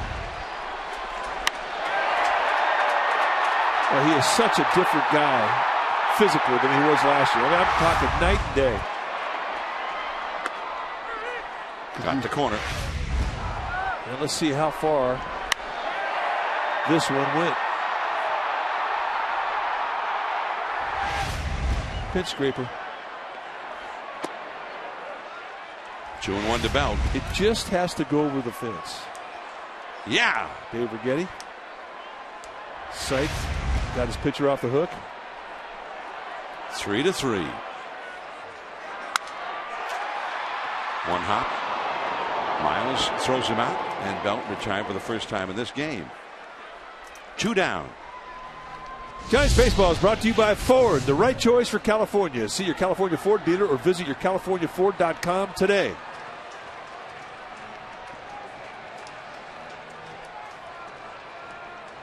I'm John Miller with Mike Krukow. Giants baseball here on NBC Bay Area and the Giants television network. Hensley Mullins, the hitting instructor, as if to say, hey, that's just the way we worked on it. That ball is hit deep. Fontenot way back there. Goodbye! Over the Willie Mays wall, just as he had done repeatedly in batting practice today. Fontenot, who was the 3rd choice for second base, tonight. Only in there because of injury to two other Giants. And he's been the biggest hitter of the night for the Giants. An RBI double earlier. Now a home run over the Willie Mays wall. And the Giants are on top. And he beats an inside pitch. They set away. It goes up and in. And Fontenot, extremely quick to that side of the plate, takes advantage of the location mistake, and the Giants have the lead. And that was no cheapie. And that lit up the Panda. Now, does he look like a good teammate or what? Now the Giants are going to send up Madison Bumgarner as a pinch hitter for Jonathan Sanchez. Remember, the Giants are a little short-handed on the bench right now.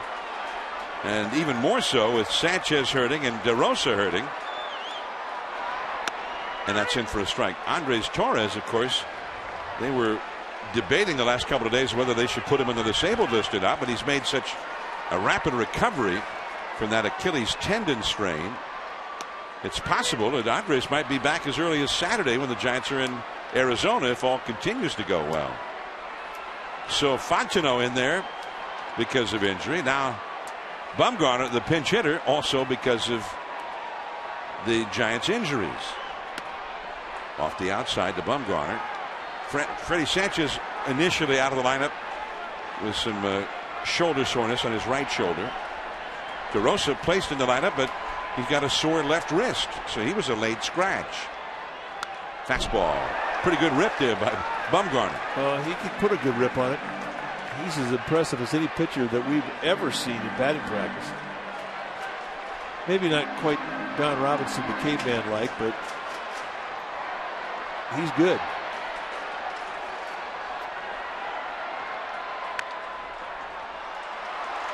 Jamie Carroll. And the inning is over. But the Giants go bye-bye, baby, twice. Pablo Sandoval. Adios, pelota. And then Mike Fontenot over the Willie Mays wall. The Giants back ahead.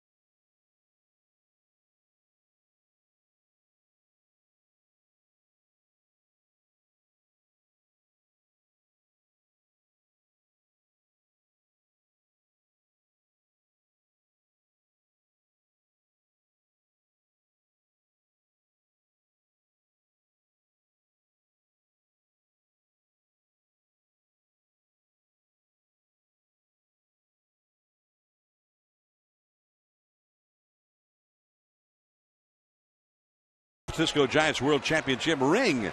Tiffany has introduced the exclusive San Francisco Giants collection featuring the World Series champions commemorative logo. Pieces offered include a crystal baseball paperweight, classic beer mugs, wine glasses, cufflinks, and much, much more. And it's available online at tiffany.com/champions or at Tiffany & Company, San Francisco Bay Area locations. Strike one from Ramon Ramirez. To leadoff man Jamie Carroll. Casey Blake, Andre Ethier to follow. The Giants ahead by a run. slider off the outside. 1 ball, 1 strike. Take a look at the numbers for Ramon Ramirez. Off to a great start in 6 games. 1-0, 1.35 ERA with a save.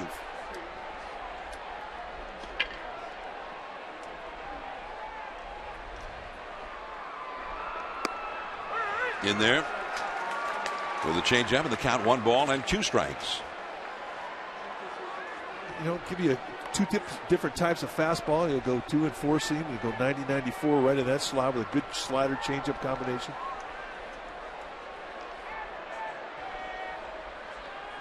One ball, 2 strikes to Carroll. The veteran right-hander Ramon Ramirez. Down to the fastball, and Carroll able to fight it off and stay alive. Ramirez in his 7th game. He has not walked anybody so far, allowed only 4 base runners in his previous 6 2/3 innings. So we start the late innings here into the 7th inning. Change up. Fontenot. That's a big out. And a nice changeup to get him. Well, a reminder to tune into NBC Bay Area Friday night, April 22nd at 7 o'clock as the Giants and Braves play Game 1 of their weekend series on Comcast Channel 3 or in HD on Channel 703. And for everything Giants, check out NBCBayArea.com and search for The Cove. Deep coverage of the team, the players, and even the ballpark. The Cove on NBCBayArea.com. Here's Casey Blake. Ooh. 0-1. Changed up on him. Blake has popped to short, struck out, and singled.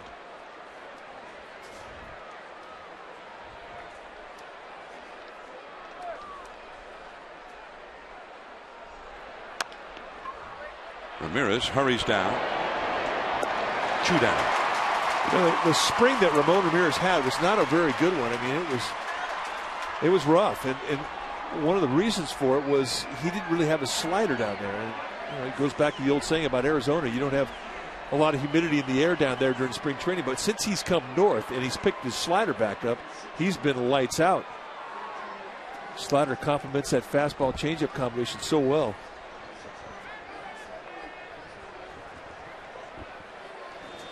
With Andre Ethier, who is really struggling against left-handed pitching, coming up, Bruce Bochy brings in the left-hander Javier Lopez to face him. 2 down and nobody out as Ramirez departs. Lopez and Ethier when we come back.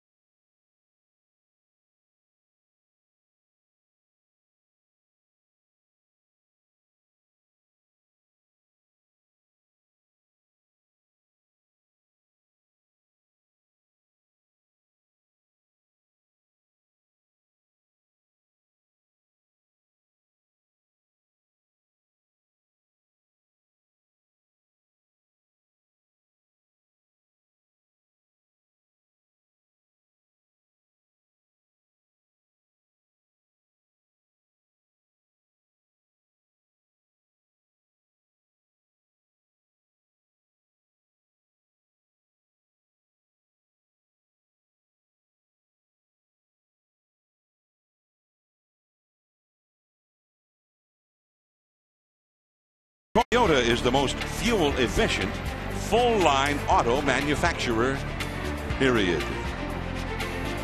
With Mike Krukow, this is John Miller. The Giants lead the Dodgers 4-3. And Andre Ethier off to a fast start overall this year, hitting .356 coming into this at bat. But he has not hit well against left-handed pitching. And there's a good lefty out there now. It's ball one. Ethier has had 2 hits in 16 at-bats for the year against lefties. And for several years in his career, his average against left-handed pitching has been spiraling downward. Pop-up. Could be trouble. Burrow. No. So he dunks one in, foiling the strategy. And the right-handed slugger, Matt Kemp, hottest hitter in the league right now, is coming up with Sergio Romo getting ready in the bullpen. Matt Kemp is hot against just about everybody right now. Lefties, righties. Bruce Bochy is going to bring in the righty. So Romo will be summoned. Matt Kemp with 2 down, a runner at first. The Giants ahead by a run when we come back.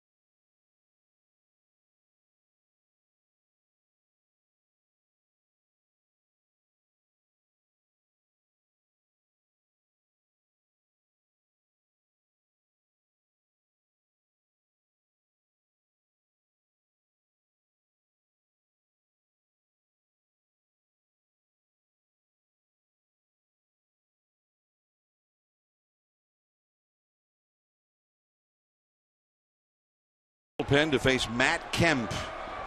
Big moment here because Kemp is so hot. Romo, who worked in last night's game, pitched the 8th inning, retired the side in order. Uribe, Barajas, and Miles. But now he's here to face Matt Kemp. Kemp 0 for 3 against Jonathan Sanchez tonight. Ethier at first. Spins away from that slap. Ooh, called a ball. I guess it was too high. Well, Greg Gibson been very consistent tonight, given the low strike. He has not given the high strike.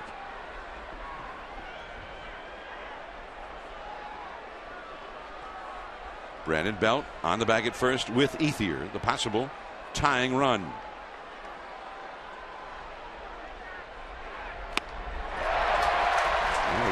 tried to launch that breaking ball and missed it.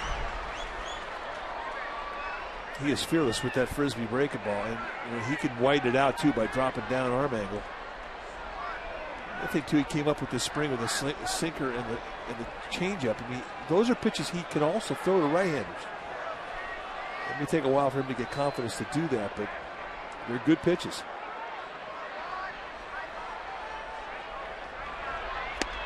And he did it again. Wow. Strike 2. And he got a little leaky on the inside corner. They set that target wide. But it's got such a late break to it, and it just really floats up there. You just can't wait long enough if you're in that batter's box trying to hit against it.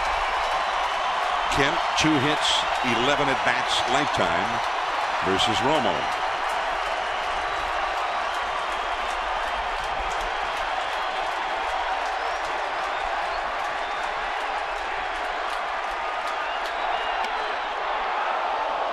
Good pitch, 1-2.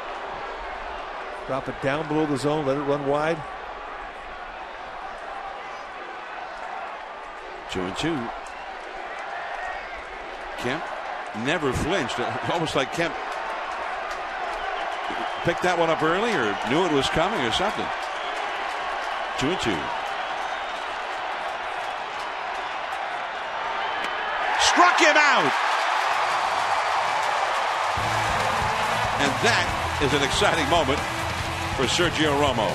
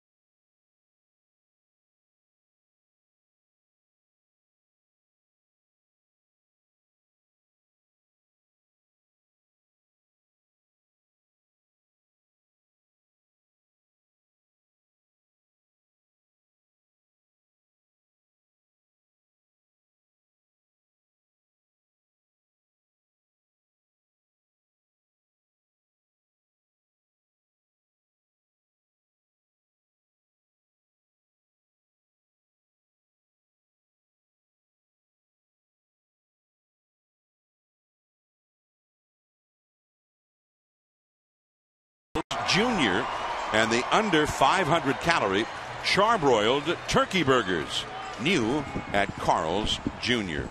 Giants 4, Dodgers 3. Sandoval and Fontenot each hitting solo homers in the 6th inning. Sandoval's to tie, Fontenot to break the tie. Aaron Miles hitting 8th for the Dodgers has had a big night, 3 for 3 with an RBI double that briefly gave the Dodgers the lead in the 6th inning.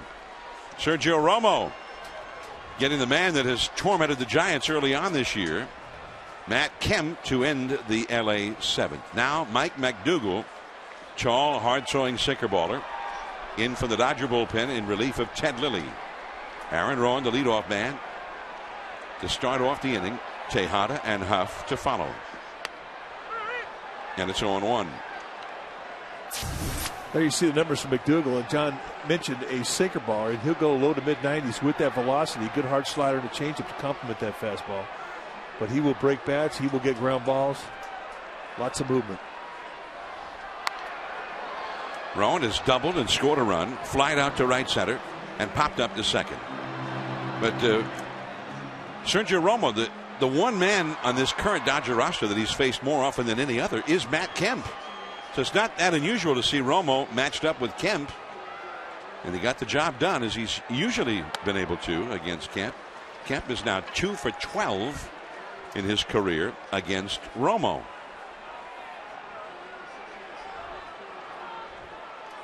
Kemp 0 for 4. And there haven't been many games this year where he has not reached base at all.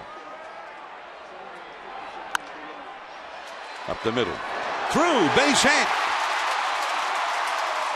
That one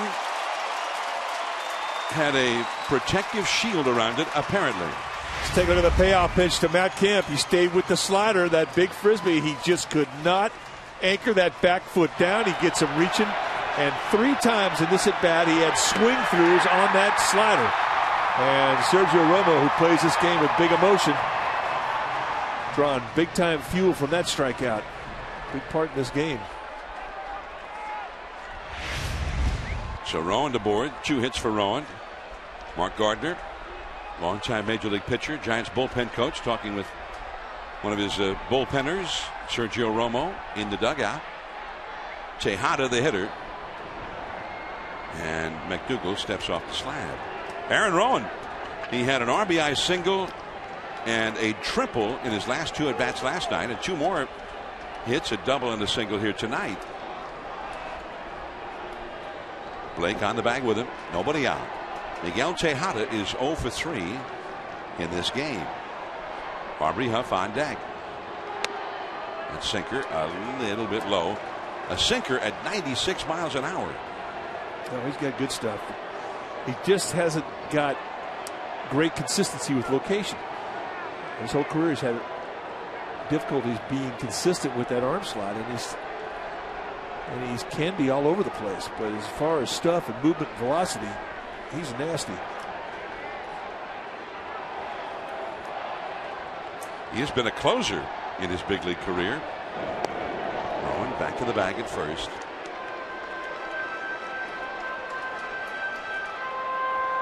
McDougal, he's just had, as you say, a lack of consistency.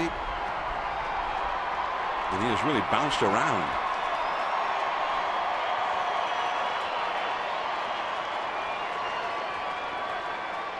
There goes Rowan. Taken. The throw there. And he's out. So somebody missed a sign that appeared. Looked like the hit and run was on. Tejada did not swing, and Rowan is thrown out.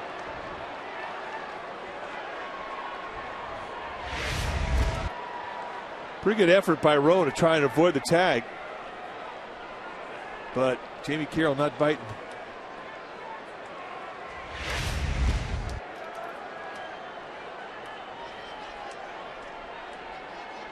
So 1 out, nobody on. A ball and a strike to Tejada. And 1-2. McDougal has been with Kansas City, the White Sox, Washington Nationals, St. Louis Cardinals. His closer days were first with Kansas City, and then a couple of years ago he became a closer with the Nationals.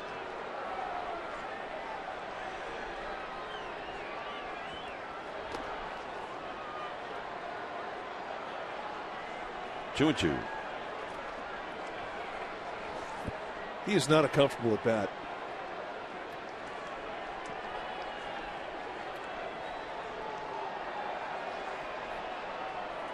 Rowan in there now talking with Mark Grusbeck, one of the Giants' assistant trainers. He either knocked his wind out or got scraped up on that slide. 3-2 the count. Because he's wearing it right now.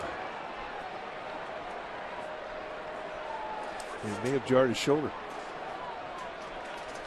Giants are a little bit short of able-bodied position players right now.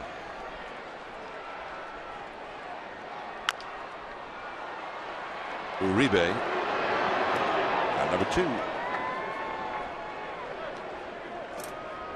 Well, Comcast Sportsnet has complete Giants coverage on Sportsnet Central every night at 10:30 p.m. Comcast Sportsnet, authentic Bay Area sports.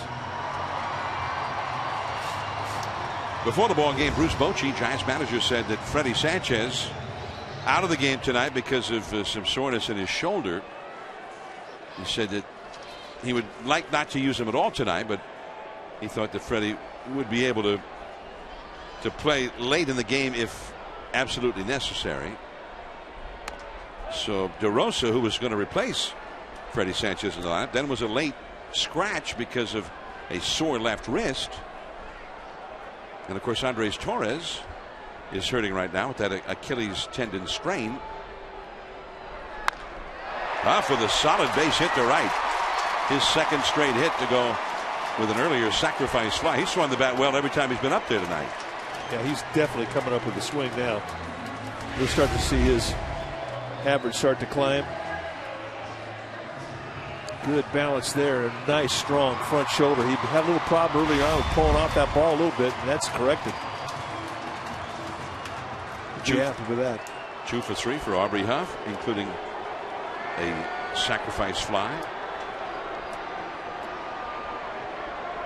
Buster Posey hit by pitches twice and struck out his last time. Huff back to the bag at first. Giants lead 4-3, last of the 7th.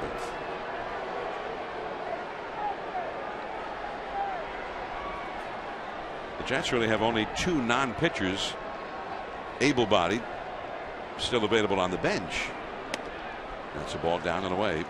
Nate Scherholtz, an outfielder and a left-handed hitter, and Eli Whiteside, the backup catcher. There's Scherholtz. And I think we would have expected to see Sherholtz in the 7th inning as soon as the Giants had taken the lead, the way Bochy has utilized him as a defensive replacement so far. Back out of play, a big rip there by Posey. 1 ball, 1 strike. But right now he's the #1 hitter still available on the Giants bench.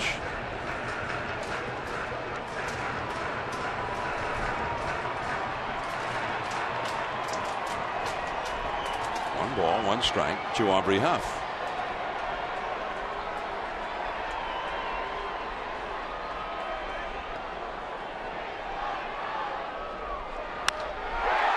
Left center. Gwynn. And the inning is over. Out near the 382 sign. Not quite for Buster Posey. Uribe coming up in the 8th.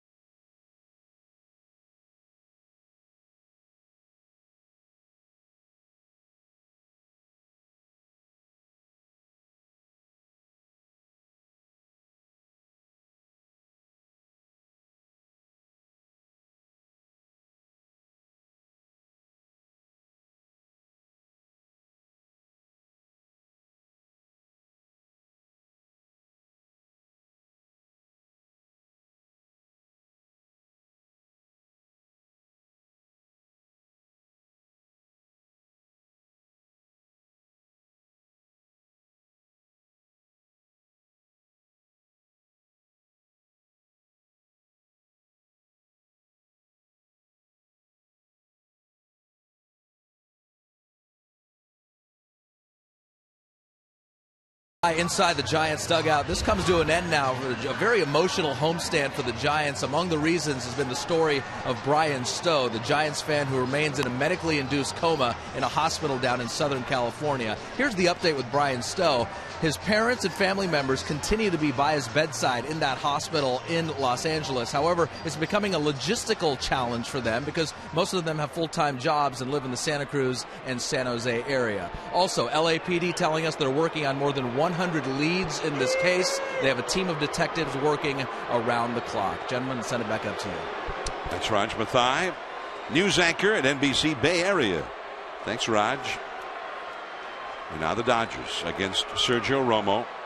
8th inning. Juan Uribe, powerful right-handed hitter, leads off. Ball 1. The Giants have a defensive change. The normal change is for that man, Nate Sherholtz, to go in and play right field, and Aubrey Huff to move from right to left field, and Burrell come out. But Burrell is still in there. He is scheduled to lead off in the last of the 8th inning, and it is Huff, not Burrell, who is out. And perhaps part of the reason why that little change, I mean, primarily has to do with the Giants' hardship in terms of so many guys going down with injury for this game tonight. But the Dodgers have the one left-hander, Hong-Chi Kuo, who has not appeared in the series, as Posey and Romo talk it over. And Kuo is getting ready in the bullpen right now. And instead of having Nate Sherholtz to lead off against him, they'll have Pat Burrell still in there to lead off against him in the last of the 8th, if in fact they bring him in. I would believe that Madden would probably leave McDougal in there to face the right-handed hitting Burrell, though. Shallow right. Belt, Fontenot, and Belt just stays right there. He's bigger. Well, he's going to win that jump ball with Mike Fontenot, that's for sure. He's about a foot taller. Bell is 6'5", Fontenot about 5'8", 5'9". Generally, you'll see the second baseman come over and call the first baseman off, but Beltman just said, "Were you saying something?" Yeah. What were you saying down there? Sorry, just couldn't quite hear you up here. Now Tony Gwynn Jr., who came in as a defensive replacement for Marcus Thames in the last of the 6th inning when the Dodgers had taken a 1-run lead. Up for the first time.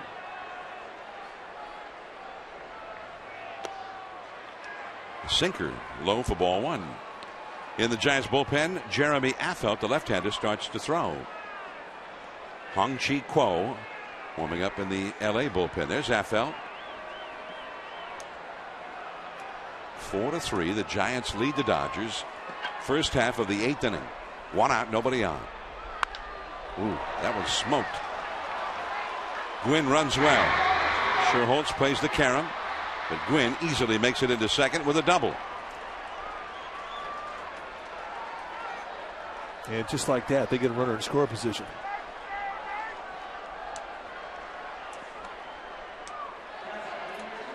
Gwynn has hit well early on for his new team, the Dodgers. That's his 3rd double. He's 8 for 27 now.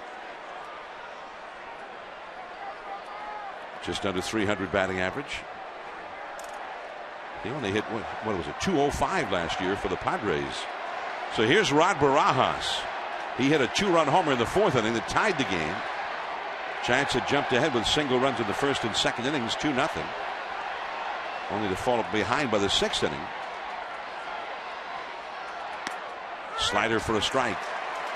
Giants hit 2 solo homers in their half of the 6th inning. Pablo Sandoval tied it, and then Mike Fontenot put the Giants on top with his big fly. There's Pablo Fontenot getting his first home run of the year, and his first home run as a Giant, by the way.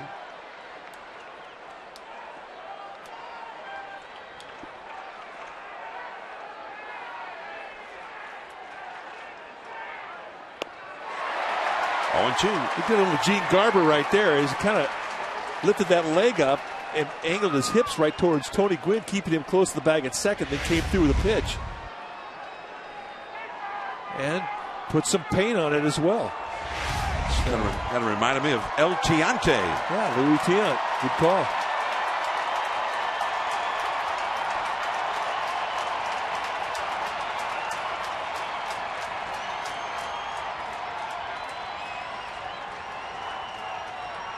This time, an actual pickoff throw, but Fontenot never quite got to the bag. Gwynn safely back.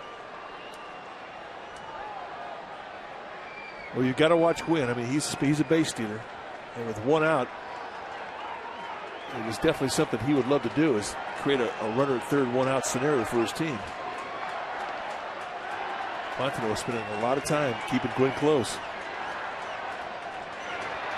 Struck him out. Stayed with the slider and got him chasing it over and over again. Again, the slider payoff, and he's so good with his ability to control that pitch. So now Bruce Bochy, with the switch hitting Miles coming up, is going to make a switch and bring in the left-hander. So Affeldt comes in. Romo departs. 4-3 Giants.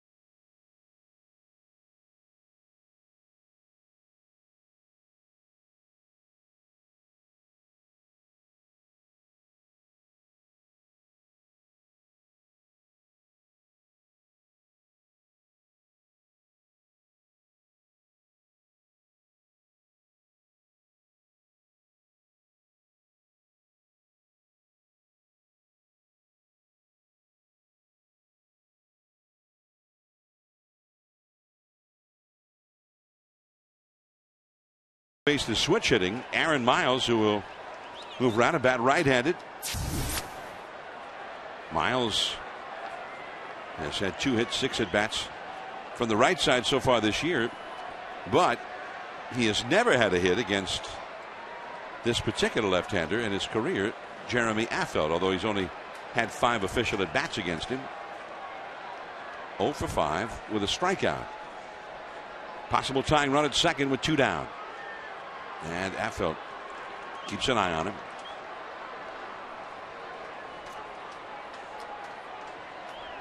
Hong-Chi Kuo still throwing in the LA bullpen. Gwynn hit a 1-out double. He's at second with 2 down now.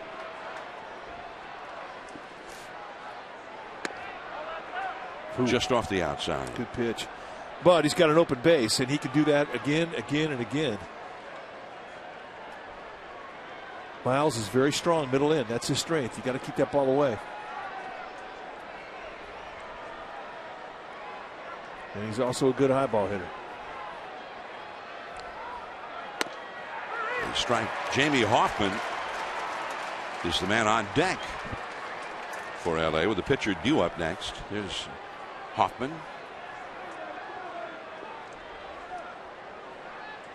who's only had 1 at bat so far this year. Hong-Chi Kuo up in the bullpen.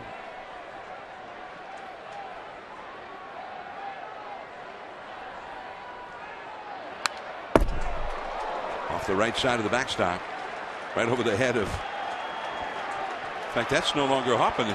Since we last looked, Hoffman has gone back, and that's De Jesus out on deck now. Ivan De Jesus Jr.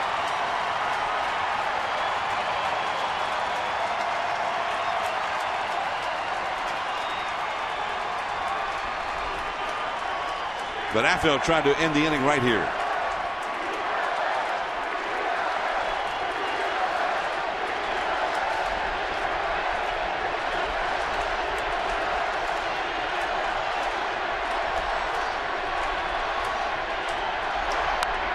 On the fists. Back into the crowd. He cut that thing away from the target. Buster set up outside. And that was a 94-mile-an-hour cut fastball, and it just soared into the hands of Aaron Miles.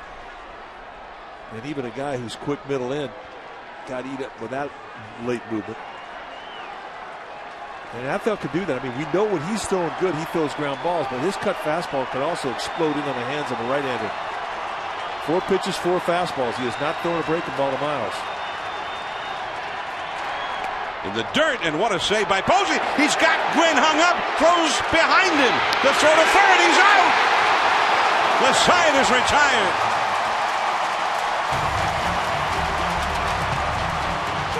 Wow.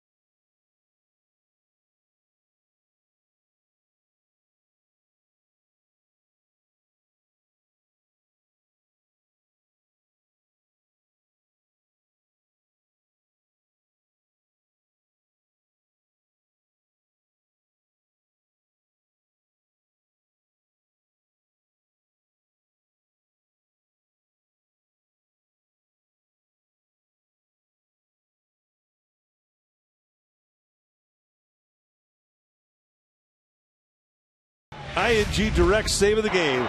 It's brought to you by ING Direct. Investing doesn't have to be so complicated. Invest with Share Builder from ING Direct. And the play was made when Buster Posey picked that one hopper out of the dirt. Gwynn took his secondary lead, saw the ball bounce, and his instinct said go. But Buster Posey comes up with a great play with the glove, and then he comes up with a great play with the arm. And Jeremy Affelt showing the emotion of the moment. And look at the bench. Well, Gwynn took a chance when he saw that big bounce. He thought, okay, I'm off. And that's not bad instinct. But look at this play. And that's what Gwynn was reacting to. Now you run him back. And a nice exchange there for Tejada, who rifles a strike to Sandoval. And that was a rough way for Gwynn to have that inning in. That's an embarrassing moment for a base runner. But had Posey merely knocked that ball down and it rolled just 4 or 5 feet away from him, Gwynn would have made it to third easily. Standing there, no throw. Hong-Chi Kuo in from the Dodger bullpen. And Pat Burrell at the plate. It's 0-1. Burrell swinging at that high fastball. Kuo, who had a phenomenal year last season for the Dodgers. This year, 2 innings pitched in 3 previous appearances. 1 hit, 1 run allowed, 2 walks, 2 strikeouts. Change up off the outside. 1 ball, 1 strike. There's Brian Wilson. As if he needed us to remind anybody what his name was. Hey, who's that guy with the big black beard? And there's a ball too high. 2-1. Pat Burrell began the day tied for the National League lead in home runs. He's hit 4.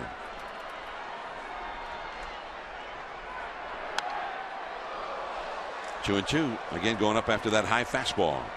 Pablo Sandoval on deck. Brandon Belt due up third in the inning. 4-3 Giants.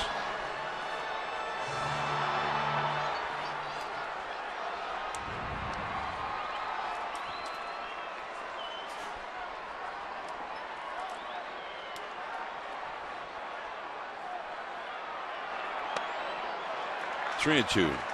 By the way, and you made the point, Posey running him back to the bag on that play with Tony Gwynn Jr. And all's well that ends well. They got him out. Next time, Posey might run him back a little more toward the bag before making that throw. An anxious moment there when he made that throw. Gwynn immediately turned around and headed for third as Burrell goes down on strikes as he just could not lay off that high fastball from Hong-Chi Kuo. Pablo Sandoval now.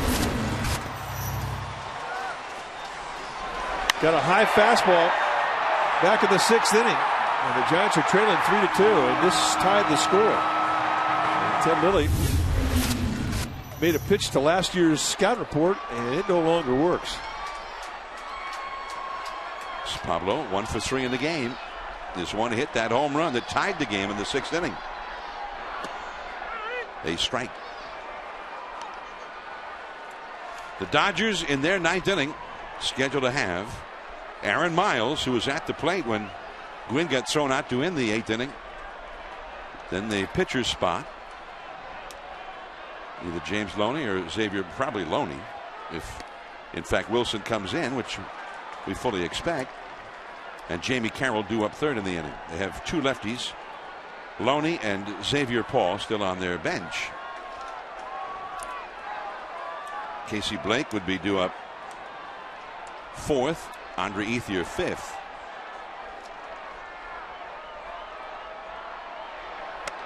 And the changeup is too high. The other interesting thing about Gwynn being thrown out trying to advance there to end the inning. Miles, even if Miles had made the final out and did not drive him in, there would have been 1 spot closer in the order to getting to their big sluggers, Ethier and Kemp. And that's a good point. 3-1. Easy take right there.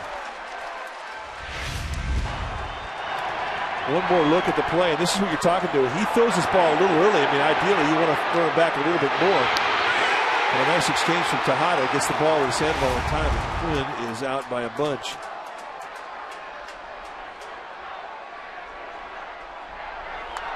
Ooh, the high fastball, and Pablo took a shot at it.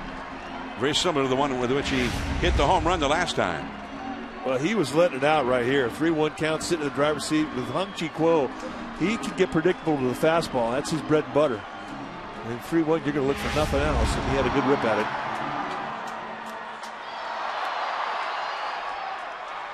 Sandoval hitting .366 so far this year. Ooh, that one was too high. Swung at ball 4 up around his shoulders. So Hong-Chi Kuo had gotten both Burrell and Pablo Sandoval to chase pitches way up out of the strike zone for strike 3. Here's Brandon Belt. If Miles had, even if he had made the final out of the inning and had not gotten a base hit, Andre Ethier would have been due up 4th. They would have needed only one base runner to get Ethier up there. Now he's due up 5th. Ball 1 to Brandon Belt. He's had 2 hits tonight. A single in the 2nd inning. He scored a run. Another single in the 4th inning. A pop fly that fell in. And he grounded out his last time. Buster Posey, Mark DeRosa talking it over in the Giants dugout. The general rule of thumb in a rundown is try to get the guy to head back to the base from which he came. The lesser bag. That's where you'd like to have the play made. But, bottom line is get the out. Yeah, we're not complaining. No, but it just wasn't textbook perfect. Hey, I got him out. What do you think? Yeah, not bad. But there's style points we're talking about. What a play. I mean, the fact that he dug that thing out of the one-hop, that's what was remarkable. And we always told you that he was an old shortstop and kind of looked like one on that play. It's a walk for Brandon Belt, who refused to swing at any of those high pitches. So it's the 3rd time Belt has been on base tonight. 6th time that he has walked this year.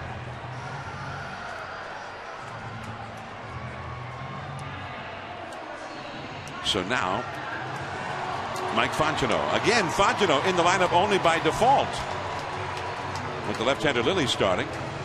And it looks like Freddie Sanchez just ran down into that little batting cage down beneath the Giants, or near the Giants dugout. Well, a pitcher's spot's on deck, and somebody has to get out there on the on-deck circle.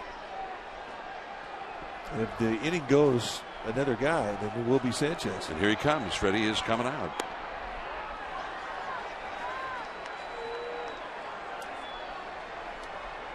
Nothing serious with Freddie Sanchez. He was having a little trouble with his right shoulder before the game. DeRosa was inserted to replace him, give him a couple of days off, with the day off on the schedule tomorrow. And DeRosa was a late scratch with a sore left wrist. So Mike Fontenot, hey, by the way, you're in there. Fontenot hit an RBI double back in the 2nd inning to give the Giants a 2-0 lead, and then he broke a 3-3 tie in the 6th inning with a home run over the Willie Mays wall in right field. That is the run by which they still lead here as we play the 8th inning. 2-0 the count. And a high foul out of play. Let's take a look. They set up on the outside corner to 6th inning. This is a 3-3 ball game, and Lilly comes right up and in. And Mike Fontenot very quick to that side of the plate. Yanks it out of here and lit his dugout up. And he put on a show in batting practice tonight. He did a lot of those in BP when he didn't even know he was in the game. And it's 3-1. Well, I mean, managers watch batting practice, and if something goes down, I mean, DeRosa was scheduled to be the starting second baseman. He was a late scratch because of some tenderness in his left wrist. And Bochy watched the same batting practice we did, and Fontenot was lighting it up. So boom, he's in. Belt at first, 2 down, 3-1, and another walk. And the 21st pitch of the inning thrown by Quo. And remember, Quo is the Dodgers' ace 8th inning setup man in front of Jonathan Broxton, and they have a game tomorrow. They don't have a day off tomorrow. They might need him to protect a 1 or 2 run lead in the 8th inning tomorrow. They've got a right-hander up in their bullpen now.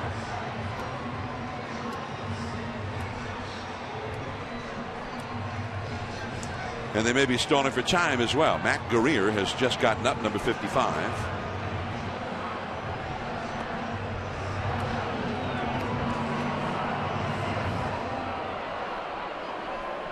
So now Freddie Sanchez is in as a pinch hitter. Now, one thing, Freddie, with whatever was ailing him in that right shoulder before the game, they've been able to work on it quite a bit during the game.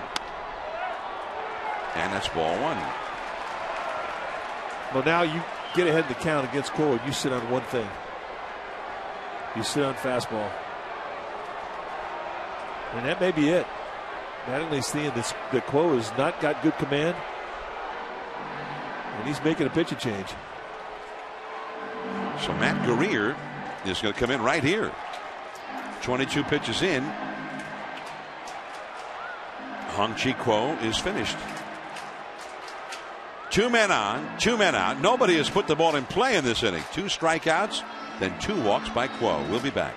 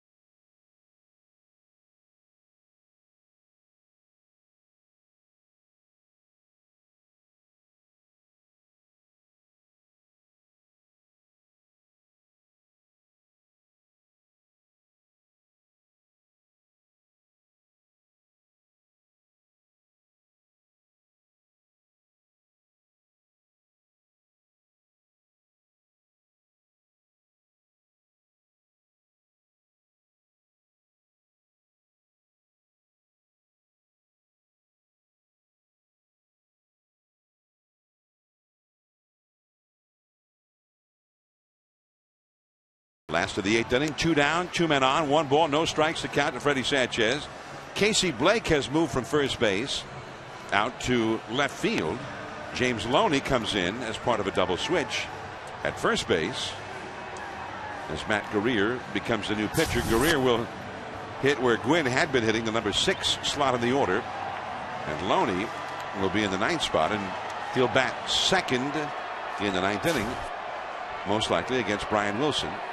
You see the numbers for Guerrier are fantastic. Just 4 base runners in 6 innings. A 4-pitch guy, a strike thrower.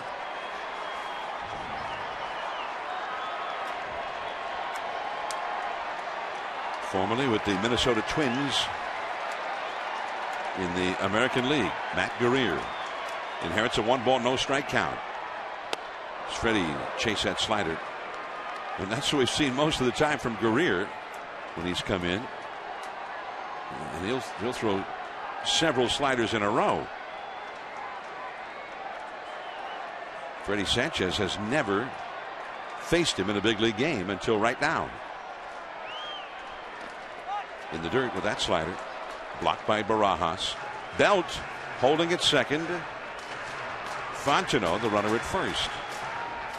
Base hit can mean a run. That could be a real big run. The Giants leading by just the 1 right now. We'll see how the Dodgers are playing it. Second baseman Miles pulled over toward the middle.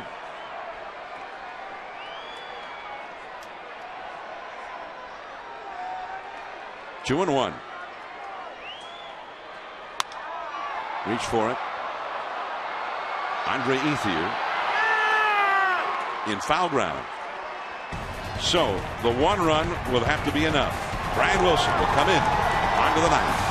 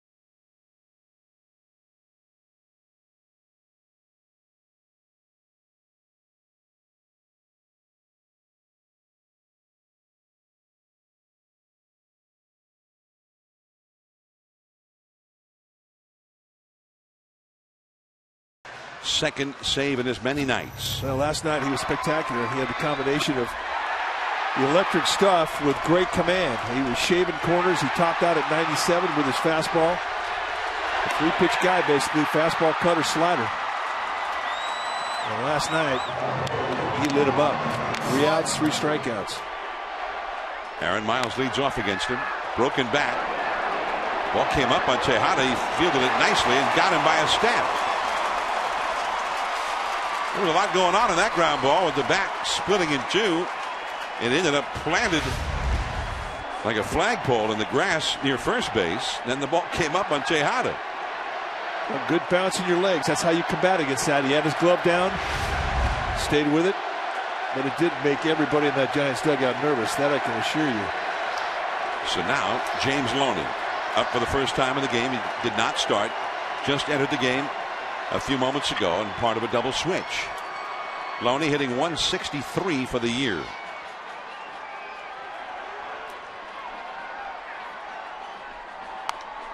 Out of play off to the left. So they're coming out very aggressively here against Brian Wilson. Well, ignore the ERA.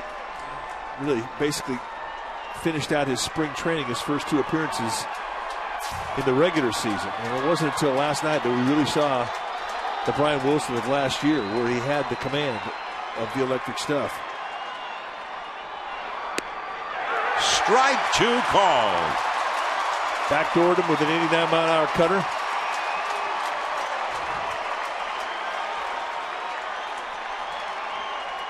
This is the first time that Wilson has worked in consecutive games at any time all spring. 42,060, another sellout. Sandoval has room. 2 down.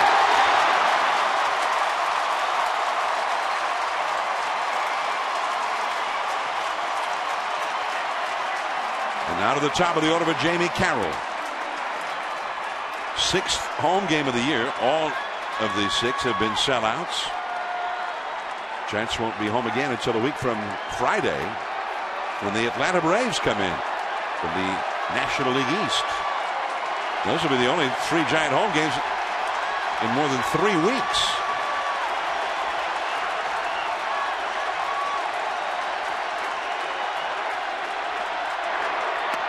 Look at that. The two-seam action coming back to the outside. Strike one. You know, and he's done that since he's got to the big leagues. Every year he's come up with another little new look, and that two-seam fastball with that big movement, with his corner command, and that's a backdoor sinker, and it's a nice one. And he gets a quick 0-1.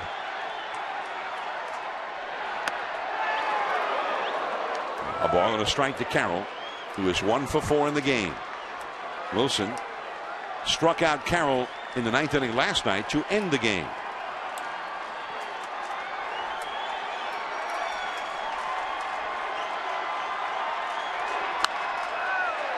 One ball and 2 strikes. That one's into the crowd.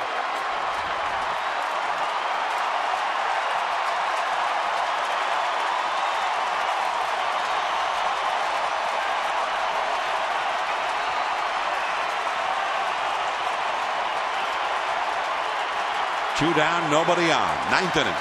Giants 4, Dodgers 3. And the 1 ball, 2 strike pitch. A check swing. Did he go? No.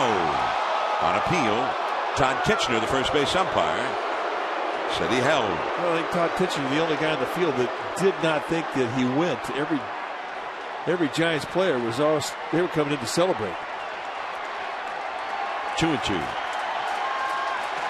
The outfield. Right fielder Sherholtz very shallow.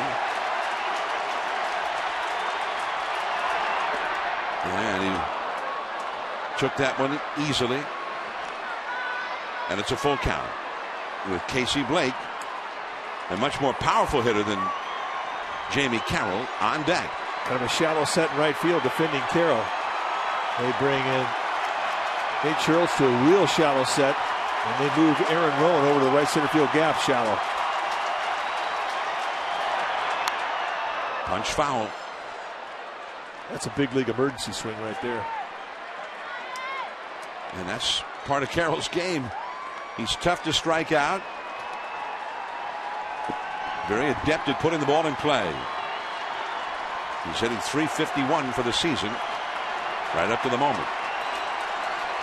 2 down. Everybody's standing. A 3-ball, 2-strike count. And Wilson will try it again. Popped up. Belt. No. And look out. Belt head over heels into the Dodger dugout. Wow. How about that for an effort? And he almost caught the ball. You're not going to get a whole lot of help in that dugout. And he's probably mad he didn't catch it. And you want to know if this guy's an athlete, watch this effort. Just completely focused on the ball. And hopefully he's okay. Looks to be all right. Immediately sprang up. Hopped right back over that railing and back on the field. Ready to go after another one. 3-2. The battle continues.